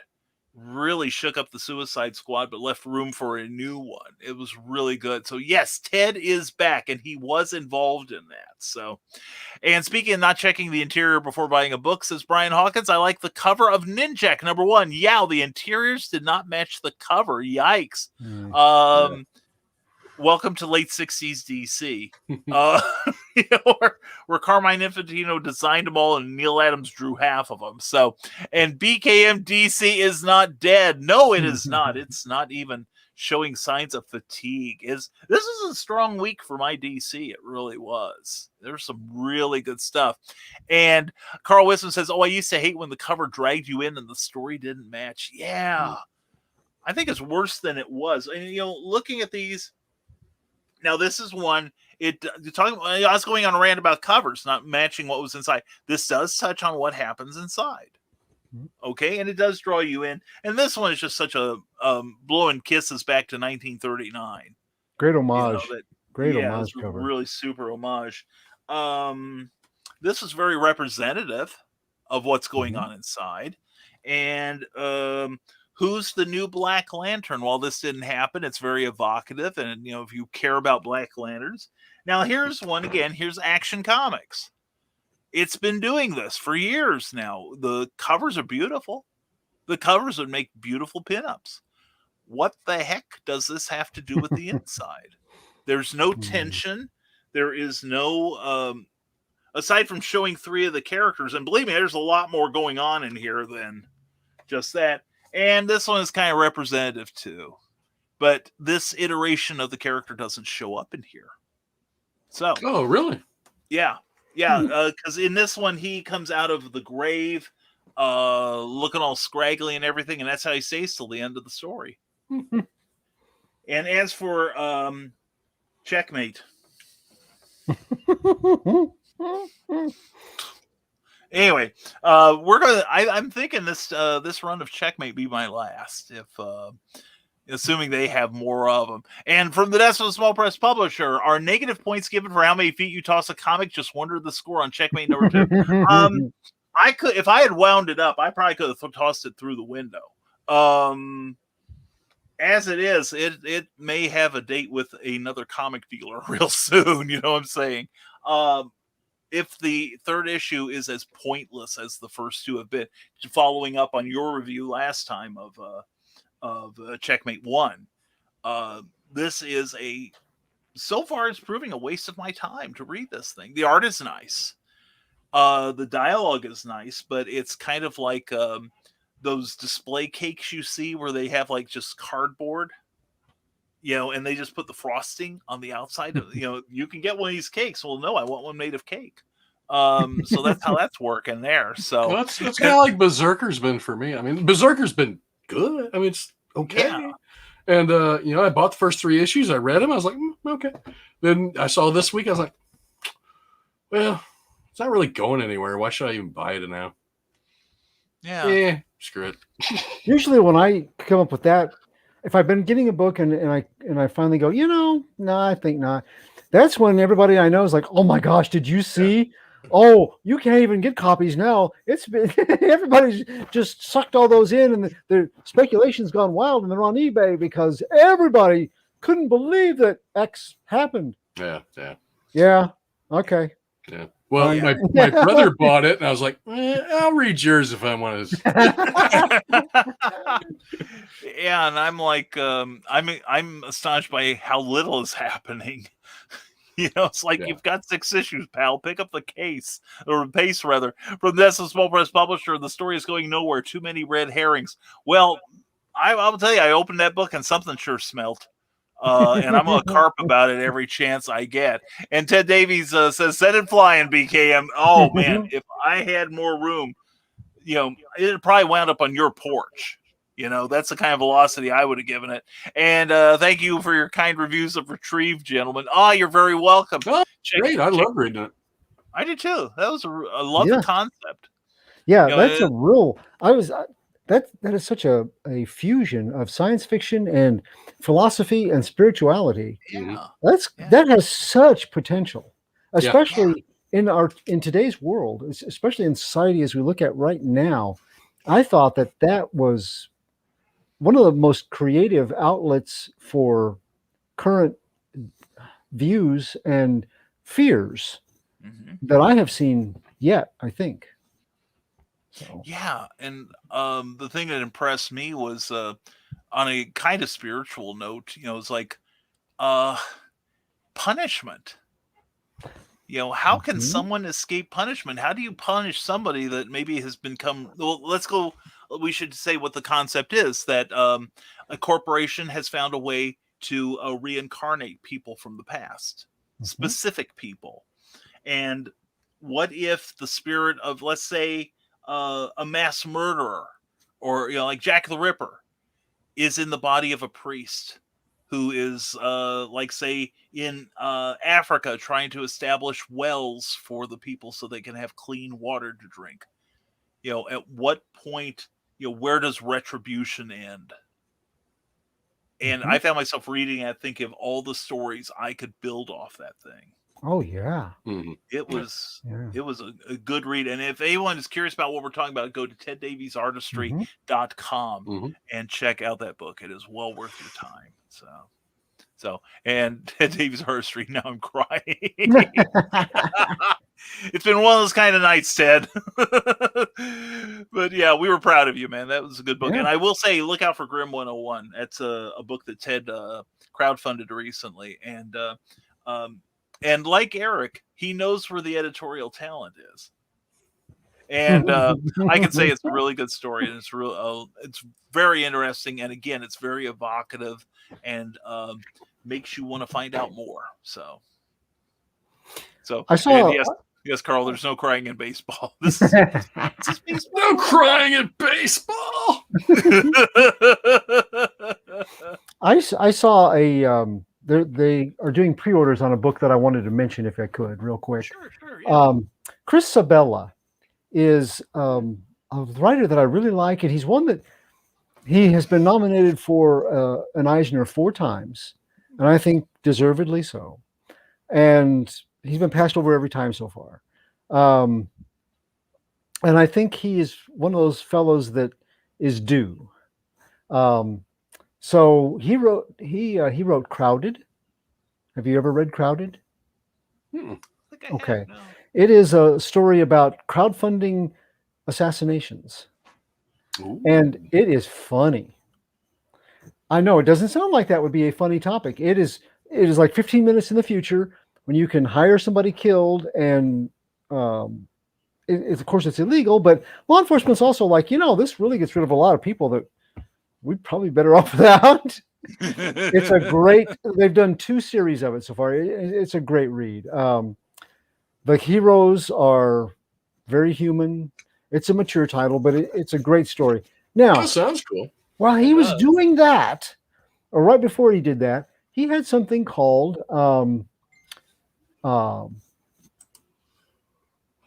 I've lost. Oh, Shanghai Red. Shanghai Red is about impressing people in Seattle in the 1800s for to become crews on ships, and how they are then, work like slaves for 3 or 4 years, and then just dumped in some port someplace when they're like, oh, your term of service is up. Well, we're just going to drop you off here. So then they have to sign on with another crew to try to get back. It's the system that is historically accurate and just horrible. And we follow our protagonist through that. Completely different than Crowded. It shows a real range as a writer. Well, he's coming up on Oni Press is shipping out. I think it's in October. Pre-orders now on Dirtbag Rapture by Chris Sabella. And here's where he describes it. It's the Transporter meets the Frighteners. So there you go. I have done my bit to try to help Chris get some more readers and better his chances for the next time he's nominated. So yeah, typing more stuff. That's cool. And we do have I was typing to Brian. He for the record, folks, he's okay. He just had another. Well, he's still alive. He's still alive. I'm the one delivering the medical news to you, but no, he's alive. He is just hooked up to his respirator again. He was all excited about your book throwing, so I found some book throwing gifts I've been sending him. Yeah. I saw that. Boy's got something to do now. And Ted Davies goes, that sounds sick and awesome, Clyde. I love it. So follow us. Yeah. We don't go for the sick. We don't go for the awesome. We got to have it together. Our sick and our awesome. Exactly. Just like a bibliophile's Reese's cup. We just got to have the chocolate and the peanut butter. I was just thinking, you got your awesome all over my sick. You got your sick all over my awesome. Good. Sick rhymes and sounds too much like something else. Don't use sick. Yeah. Don't use sick. That's a good philosophy for. Did you say Ryan had a question? Yes, earlier? thank you. Yes, and I wrote down the time. So let's go back to his. Would it be the important one? Well, it's yes. Would you like me to read it since? Oh, you have it now. Okay. Oh, go for it. No. You read it. What's more important or valuable? The first issue, a variant cover, or the final issue of a series of comics? I've got my answer. The answer is yes. I was like, it all depends. Seriously, Eric's absolutely right. It really depends on a number of factors. There's a lot of first issues that aren't very valuable. Mm-hmm. Yeah. Okay, that's not necessarily an indicator. Variant covers, some are worth a little bit of money, but I think they're mostly the ones where a retailer has to buy X number of the regular ones. Retailer exclusive sometimes. Yeah. Whereas now DC and Marvel are and many companies now actually are just producing variant covers just to have them out there, and a lot of retailers sell them for the exact same price. And some of them, some of the online guys get incentive covers that only they have. Right. I would say, here's an example of a final issue. G.I. Joe ran 155 issues, ended a few years back. Now, a couple of years ago, I do believe the final issue was selling more than the first issue. Right. And then, but issues in between, there was some pop up. But G.I. Joe is kind of a different story. I mean, it wasn't like X-Men or something like that, where you had a first appearance right in the middle of a run of characters like, Deadpool. Well, Deadpool is different, but let's say Gambit. Yeah. Or something like that. That pops up a value, and there's so many variables. I mean, you got first appearances, you got first issues. And we'll go back and look at Image. I've got first issues of Image when they first came out. So you can probably find Spawn for. I told my brother a quarter. He said, I think it's around $5. It might have gone up to that. Yeah. It was pretty inexpensive at one point.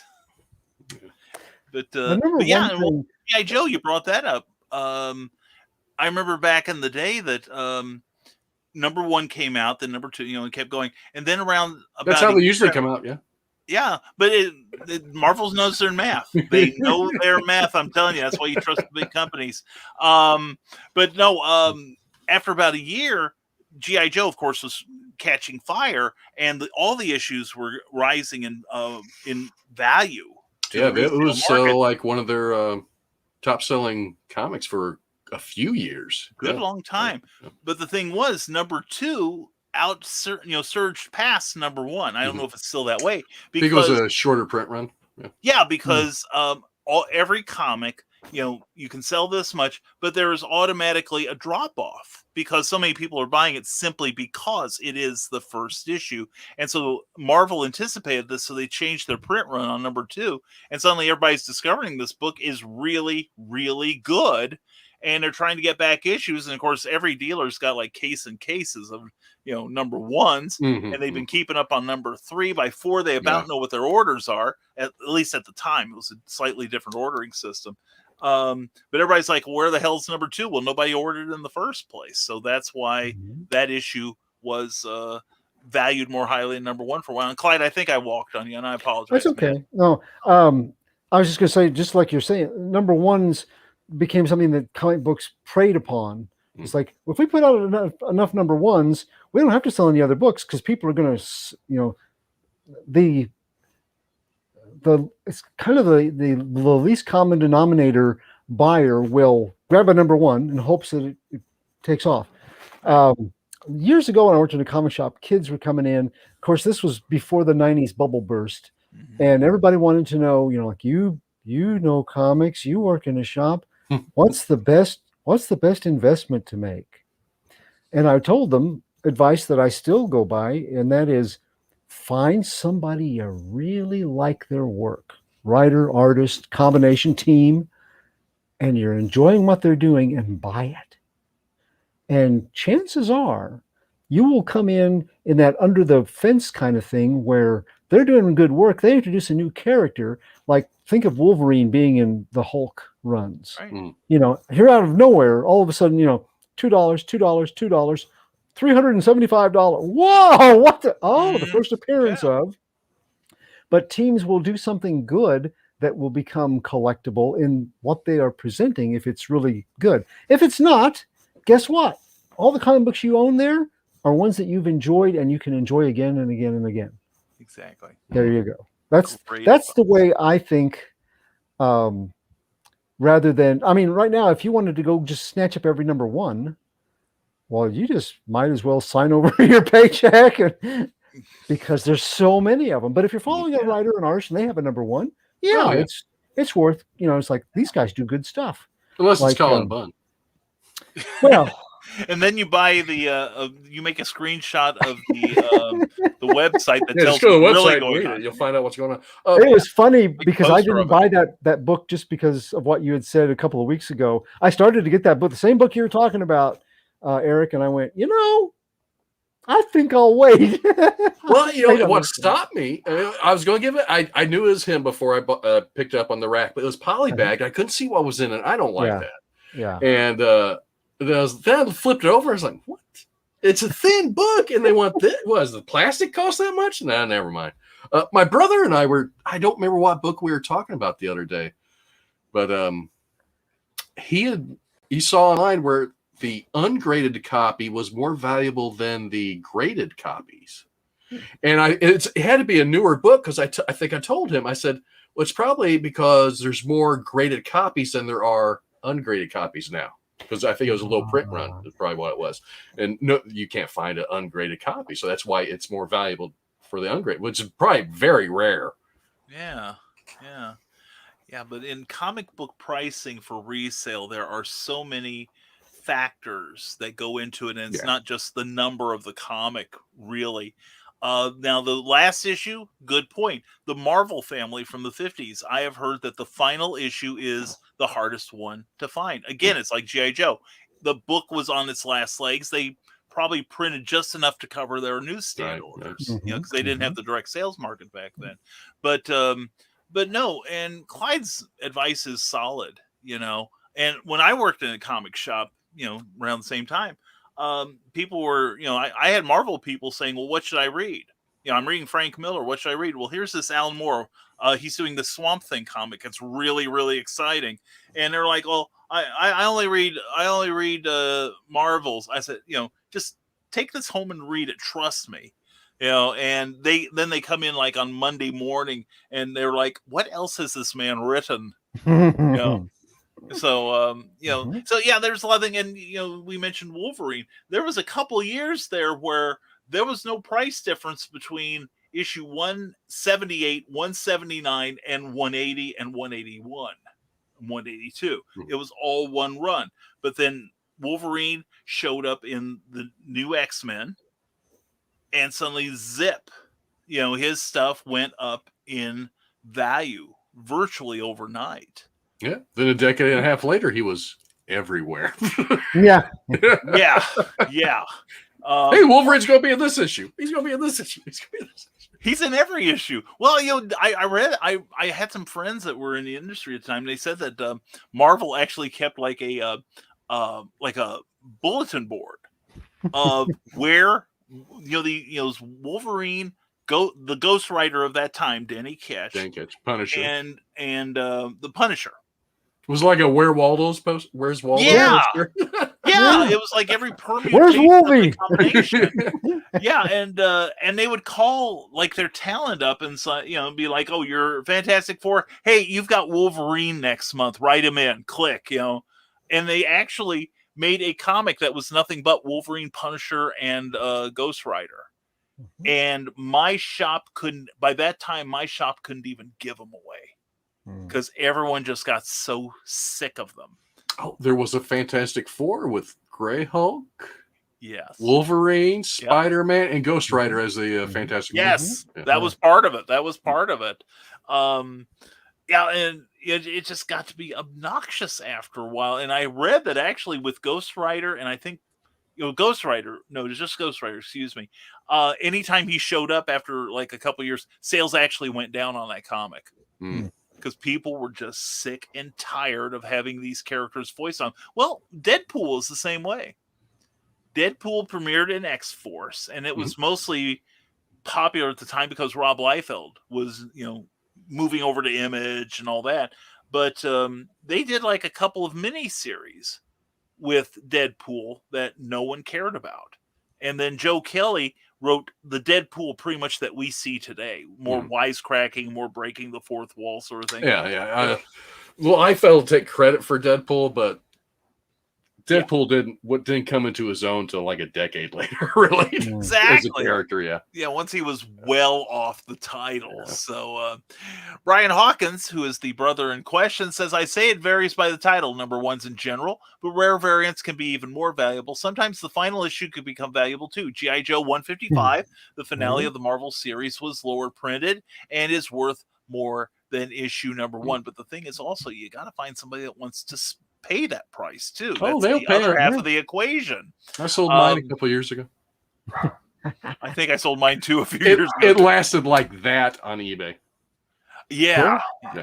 I sold mine to a private collector. He was happy. First appearances are usually more valuable than first issues. I think about All-Star Comics number 8. It is worth more than Wonder Woman number 1 and Sensation Comics number 1 from the desk of a small press publisher who is a Wonder Woman aficionado. He knows his Wonder Woman. He's got like a really, really good run on the old Wonder Woman comics. So he knows his stuff. And the new Fantastic Four in the late 90s. Right. Exactly. Donna Carlene says, I got it. We are about to land. Please put your trays up. Your seat is in an upright position. Fasten your seat belt. But thank you for flying Comic Book Spectrum Airlines. Thank you, Donna. Thank you so much. And let's see. And we got, Ted Davies Artistry said, thank you, Fab, for another great issue. Much success, gentlemen. Thank you, my friend. Thank you. Appreciate that. I would say something about the value of a comic. What's more valuable and all that. Don't try to invest your retirement in buying comics you think are going to help you retire. Yeah. Don't use comics as an investment. Yeah, or the ones you could use are like the really, really super expensive ones. If you invest in a Superman number 1, that is such a cultural, iconic touchstone. or an action number. Yeah, but you're going to have to be rich to even invest in that now anyway. I didn't say it was a great idea. Don't a real expect- solid bedrock idea here. I would say don't expect to fund your retirement with everything you bought like the early 90s, what people thought was going to happen. Yeah. If it was hot in Wizard, chances are it is cold enough to preserve food now. Here's an example. I was co-running a comic shop / ball card shop in Rantoul, Illinois in 1994.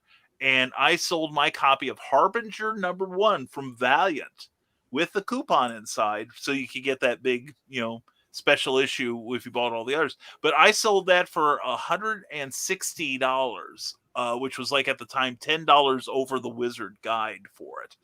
I sold that in '94. It'd come out like about 2-3 years prior to that. I bought the replacement with the coupon in mint condition for $0.25. About 10 years later.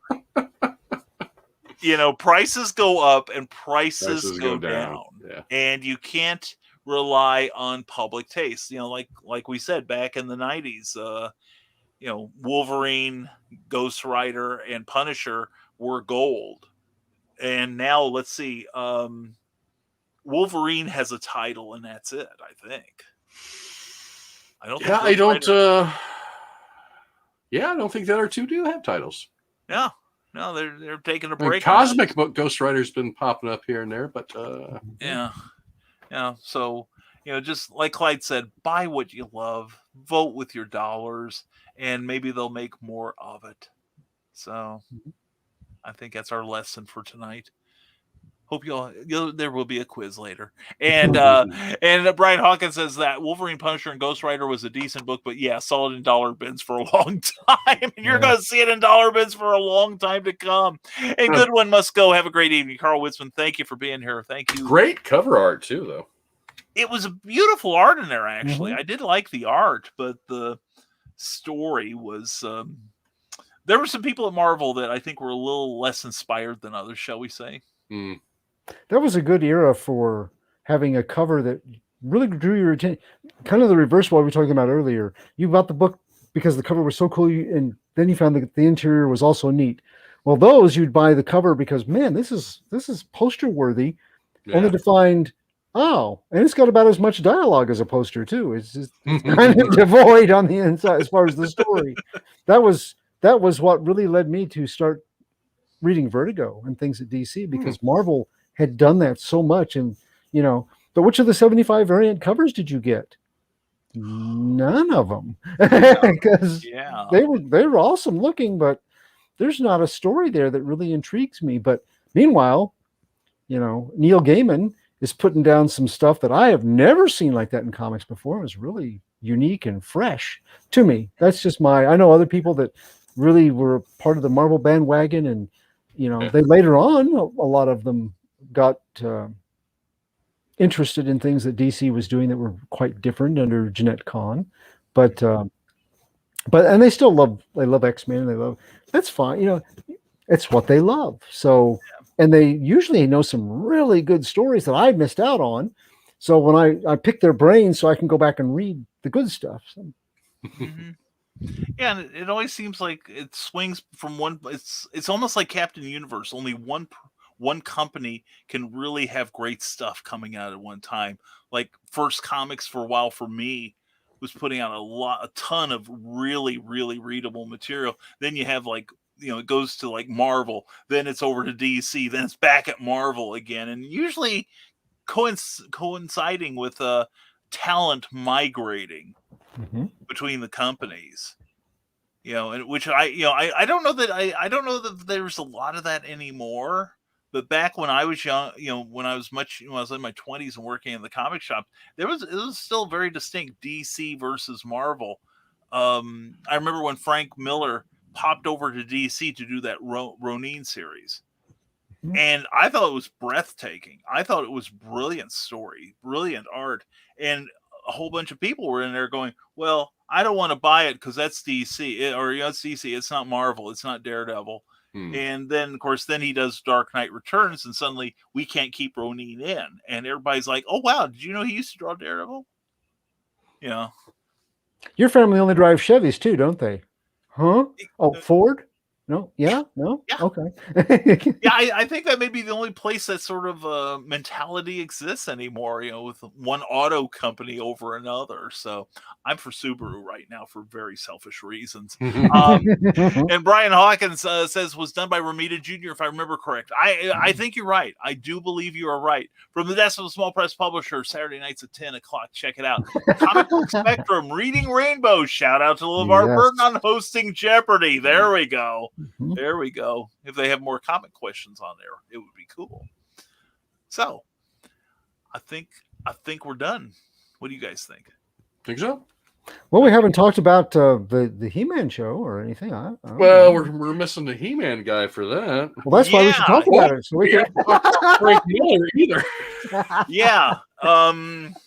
Yeah, when Also- you guys start talking about Kevin Smith's Masters of the Universe, I'm going to go into the Witness Protection Program.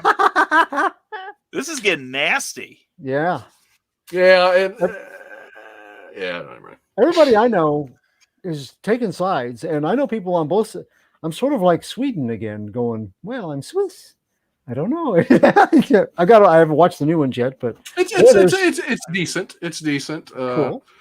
Which isn't bad, but He-Man is barely in it, and Mhm. Kevin Smith told everybody he would be, and Kevin Smith for years said he was not a fan of He-Man at all, didn't like it, and then all of a sudden he's a super fan. So I think it's a weed talking, that he didn't smoke for a long time, then all of a sudden started smoking, and now he's like, a bowl a day, and I mean like a bowl. Wow. Like a toilet bowl full. Yeah. Other than that, I mean, what Scarlett Johansson suing Disney? That's the one I was going to bring up. Yes, Yeah. that's Yeah. Well, that's because her contract. That's why they didn't release it on digital for the past year and a half. Mhm. Because in her contract, it's box office revenue that gets her paid, not digital release. So, because they don't count that as they don't count it as money for her, but they count it as box office total for them to brag about how much it made. So, Right. yeah, so she got she seems to have a case. I think she'll do pretty good, but it's Disney, so she'll be dead by the time it gets done. And then Frank Miller they'll settle out of court just so not to set a precedent. Yeah, and then Frank Miller got kicked off Comic-Con in England, their biggest Comic-Con. Really? Oh, No, I I hadn't heard had that. not heard this. He was supposed to be a special guest, and they have uninvited him because people were complaining about him. Really?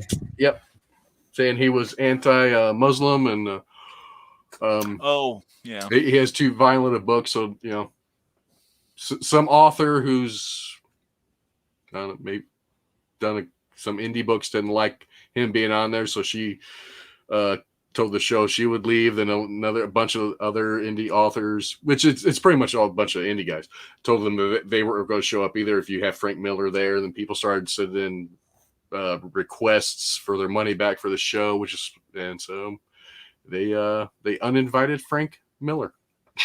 Holy Terror, I think it was that he did. Yeah, that was it. Yeah, it was, from Dark I think Horse. The show is called Think Bubble, if I remember correctly. Oh, okay, yeah, I have heard of that show. Yeah, so Yeah. I mean, and he I believe I read that he apologized for the book at the place and time when he wrote it. That's the way he felt, and I don't know. It's Frank Miller. I mean, I would think he would bring a lot more people to your show. Yeah. Than say us showing up. Yeah. If you want to, they'll hold the what door it for is. us. Yeah. That's kind of basically what it is. It's all these small creators that just Makes me wonder though if they had enough sway with the audience, with the fans, to actually, when people were asking for their money back, they're seeing this as like, this is not dropping off. This is not a fringe. This is a lot of our people. People were tagging them. I don't know if it was Instagram or Facebook or Twitter, pictures of their cancellations from the website. So yeah, I saw. I think that popped up yesterday. I was really surprised because whatever. He did my favorite Daredevil run. So I mean, I mean, he's up there when it comes to comic book legends. I mean, Yeah, he is. And well, hopefully someday they'll kick Frank Miller off a show for me. Why do you think I'm riding your coattails so Yeah, furiously, Eric? So, it's. Well, I don't know. It's like I couldn't even read Holy Terror. I thought it was so poorly done. I didn't care for the script. I don't even think I finished it. And the art was really, really scratchy. And what did he do the art too? Yes. Well, his art is. I mean, he's got a distinct style, but it has gotten progressively less. It didn't advance with his age. Yeah. Well, kind of like, I hate to say this, but Jack Kirby, towards the end of his life, Jack was, having problems with his eyesight. Oh, yeah. And so it was starting to show up in his work. Well, it happens when we get older. I mean, I get a little trimmer in my hand sometimes. Oh, and things don't get better. I mean, you get older, you start deteriorating. And sometimes it depends on who you have working on your finishes. Mm-hmm. It helps you. You know, if you've got somebody that has a really good feel for your style, I notice some artists, even as they get into their advanced years, you have people that are still really, really good, but overall, everybody, as they get older, they'll lose an edge. I love Neil Adams to death, but I can tell when in his career he did a piece of art. It just happens. It's nothing to be ashamed of. And one of those that I really enjoyed when he was on top of the game, I really liked some of the things he produced. But as he's gotten, I think he's read his own press a lot, and then the things that he's doing now they don't hold up quality wise to what he did before. I know he's still probably he's got to make a living and stuff, but it's just kind of sad to see this being the latest.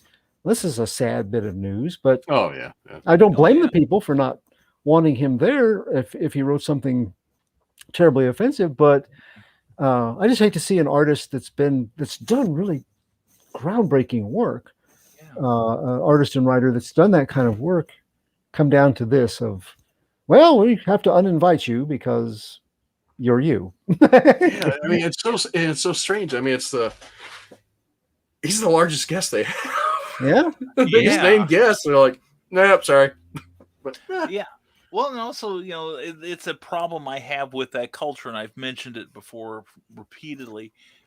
If Frank has repudiated that work. Right. Yeah, I think he did it not long after he did it. I think you're right. Because I know when it came out 2011? That sounds right. And it was kind of like his response to... yes, it was still September very 11th. much in his heart and mind when he did it, from the way he talked. And I mean, I get it. Yeah. Mm-hmm.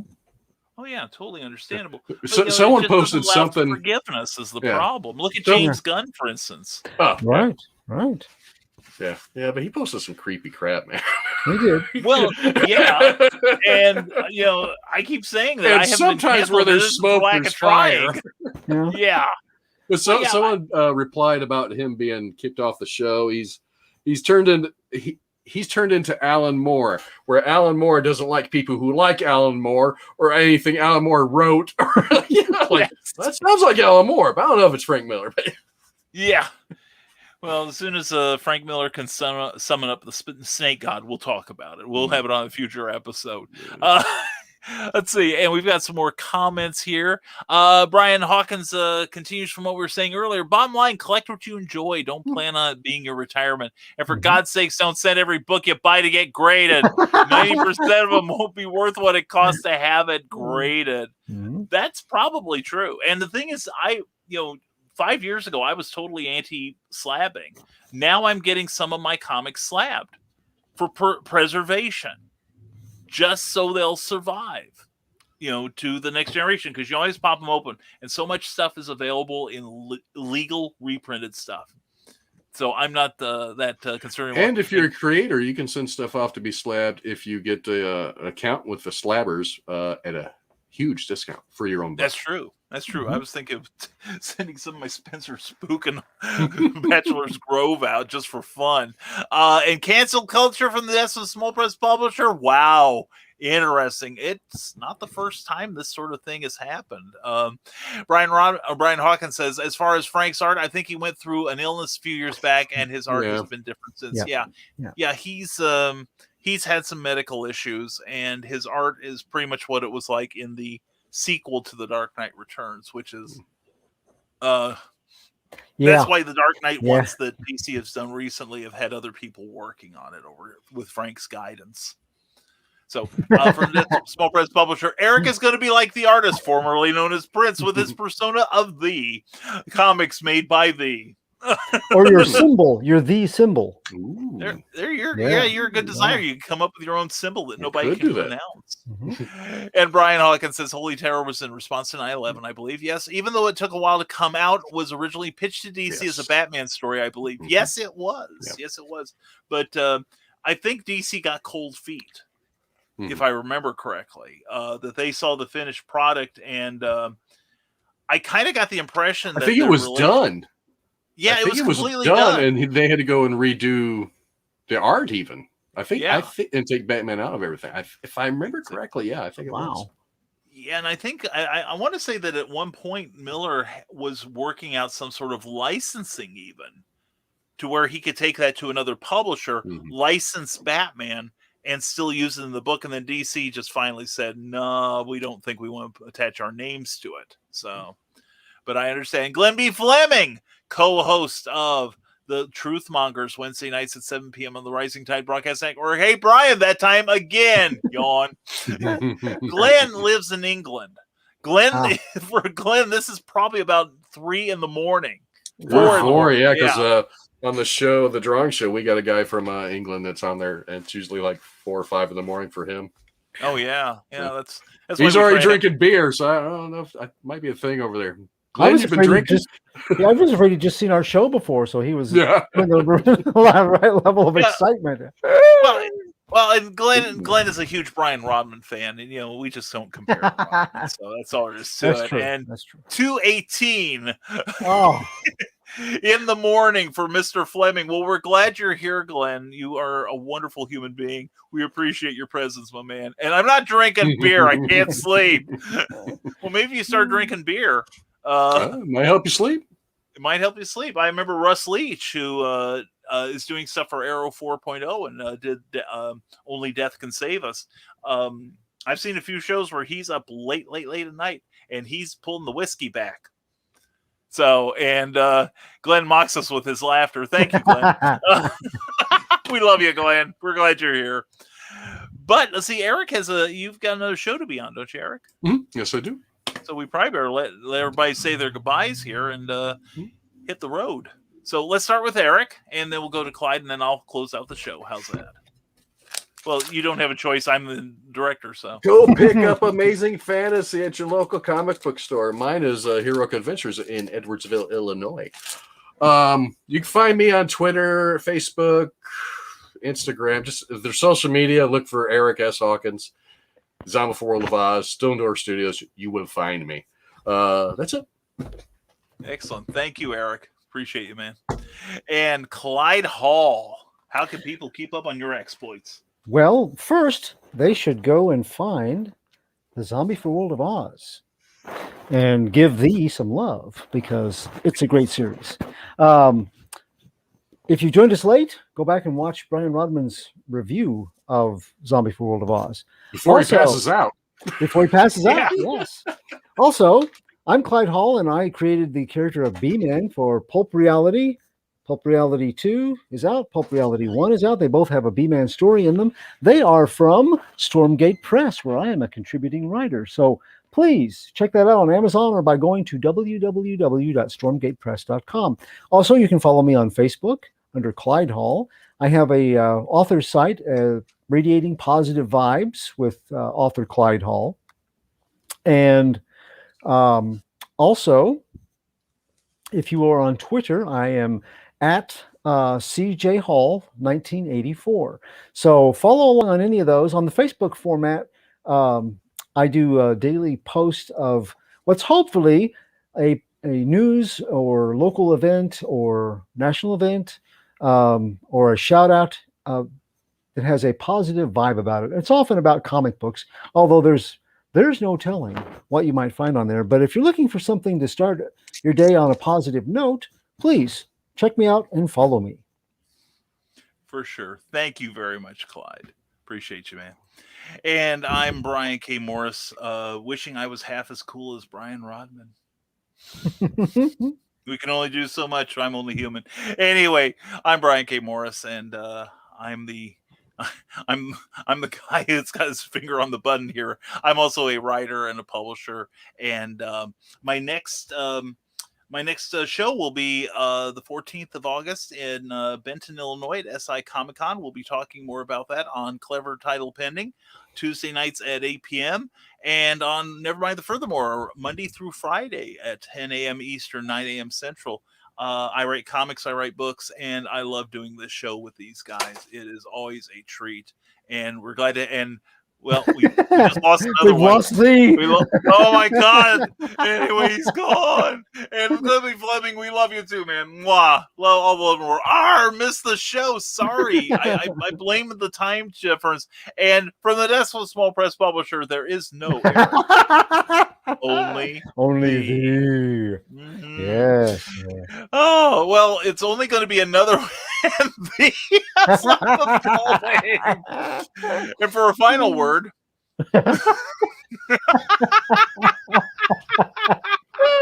Oh, Eric's gonna see this one day and he's gonna be so unhappy. Anyway, but folks, you make us happy. Thank you for being here. Thank you for watching the show, and we will be back next week at 7 p.m. on Thursday to review another set of books and to talk about comic books because we love those things so very much. We also love, as he scrolls upwards, we also love Plasma Fire Graphics. Jeffrey Hayes does a super job on these book trailers and book covers, as you'll see when you look at this trailer that he created for himself. And that's Plasma Fire Graphics, when the look of your book matters to you.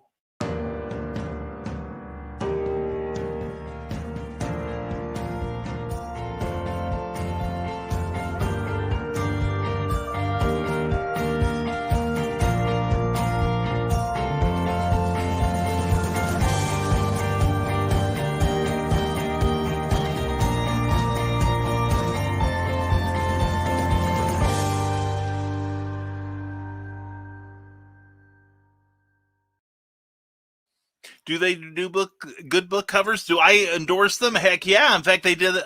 Plasma Fire Graphics did the book cover to my latest publication from Ben Books, Snow Ambition, fourth in the Snow Short series. It's a quick read crime thriller that'll have you on the edge of your seat and maybe falling on the floor. Occasional chuckle or two. But anyway, it's got a lot of action in it. It's good stuff, and it's only 99 cents from Amazon right now. But check out Plasma Fire Graphics. Check out their Facebook page. Check out their website at plasmafiregraphics.com. Plasma Fire Graphics, when the look of your book matters to you. Also, someone who matters to us is the Rising Tide Broadcast Network. Like I said, please stay tuned. It's already started if you're watching us live, but please check out Stupid O'Clock following this show on the Rising Tide Broadcast Network. Also, that's the former name, the Stupid After Show. It's now Last Man Standing with Dan Holofield. Be around 11 o'clock. That should be on. Tomorrow night, be drinking at the Davies at 6 p.m., followed by Michaela Jade's Tidbits and Scribbles. And from the Historical Fencing Guild will be on Friday nights at 8 p.m. with Nicholas Anthony Tockard, as he's going to teach you all about weaponry and make you laugh while doing it. Then Saturday night, he's not part of our network, but we love the guy from the Decimal Small Press Publisher. Check him out at 10 p.m. On his channel on YouTube. He's going to have great interviews, some great art, great stuff. You'll love what Joe D. McPhee does. And then following that is Stupid O'Clock again at 11 p.m., followed by the Stupid After Show around 1 a.m. in the morning. And then closing out your broadcast week is Heather Ellen. And she's going to be doing Comics, Chaos, and Sass. That's going to be it's always a great show, and you can promote your work while you're there. And speaking of promoting, I love promoting these guys. They're my patrons from Patreon. Patreon is a monthly subscription service where you can support your favorite creators directly. So please check out what rewards we have for your support at www.patreon.com/Brian K. Morris. And as always, folks, thank you for being here. It is greatly appreciated. We have a blast doing this show. We hope you enjoy it too. Please come see us next time. We have a brand new bunch of books to review, and I guess and also I forgot to mention I will be on tomorrow with a very interesting edition. If I pull it off, if the technology works, we're going to have a very special episode of Nevermind the Furthermore tomorrow at 10 in the morning. So please come check it out. All right. So on Facebook and on this YouTube channel where you're watching us now, please like and subscribe and share.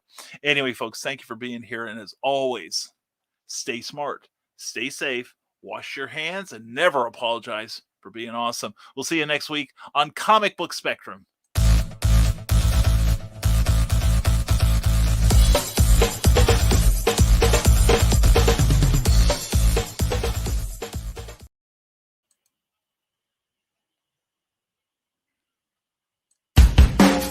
Thank you for watching Comic Book Spectrum, a Rising Tide Broadcast Network production. Please join us next week for another look at comics, past, present, and future. If you enjoyed this, please give the show a like and be sure to subscribe and share it with your friends. To receive our free monthly newsletter, go to www.risingtide.pub and be sure to give the Rising Tide Broadcast Network page on Facebook a like in order to receive news about upcoming shows including Clever Title Pending, Stupid O'Clock, Clever as Hail, Comics Chaos and Sass, Tidbits and Scribbles, the Historical Fencing Guild, and Nevermind the Furthermore. See you next week.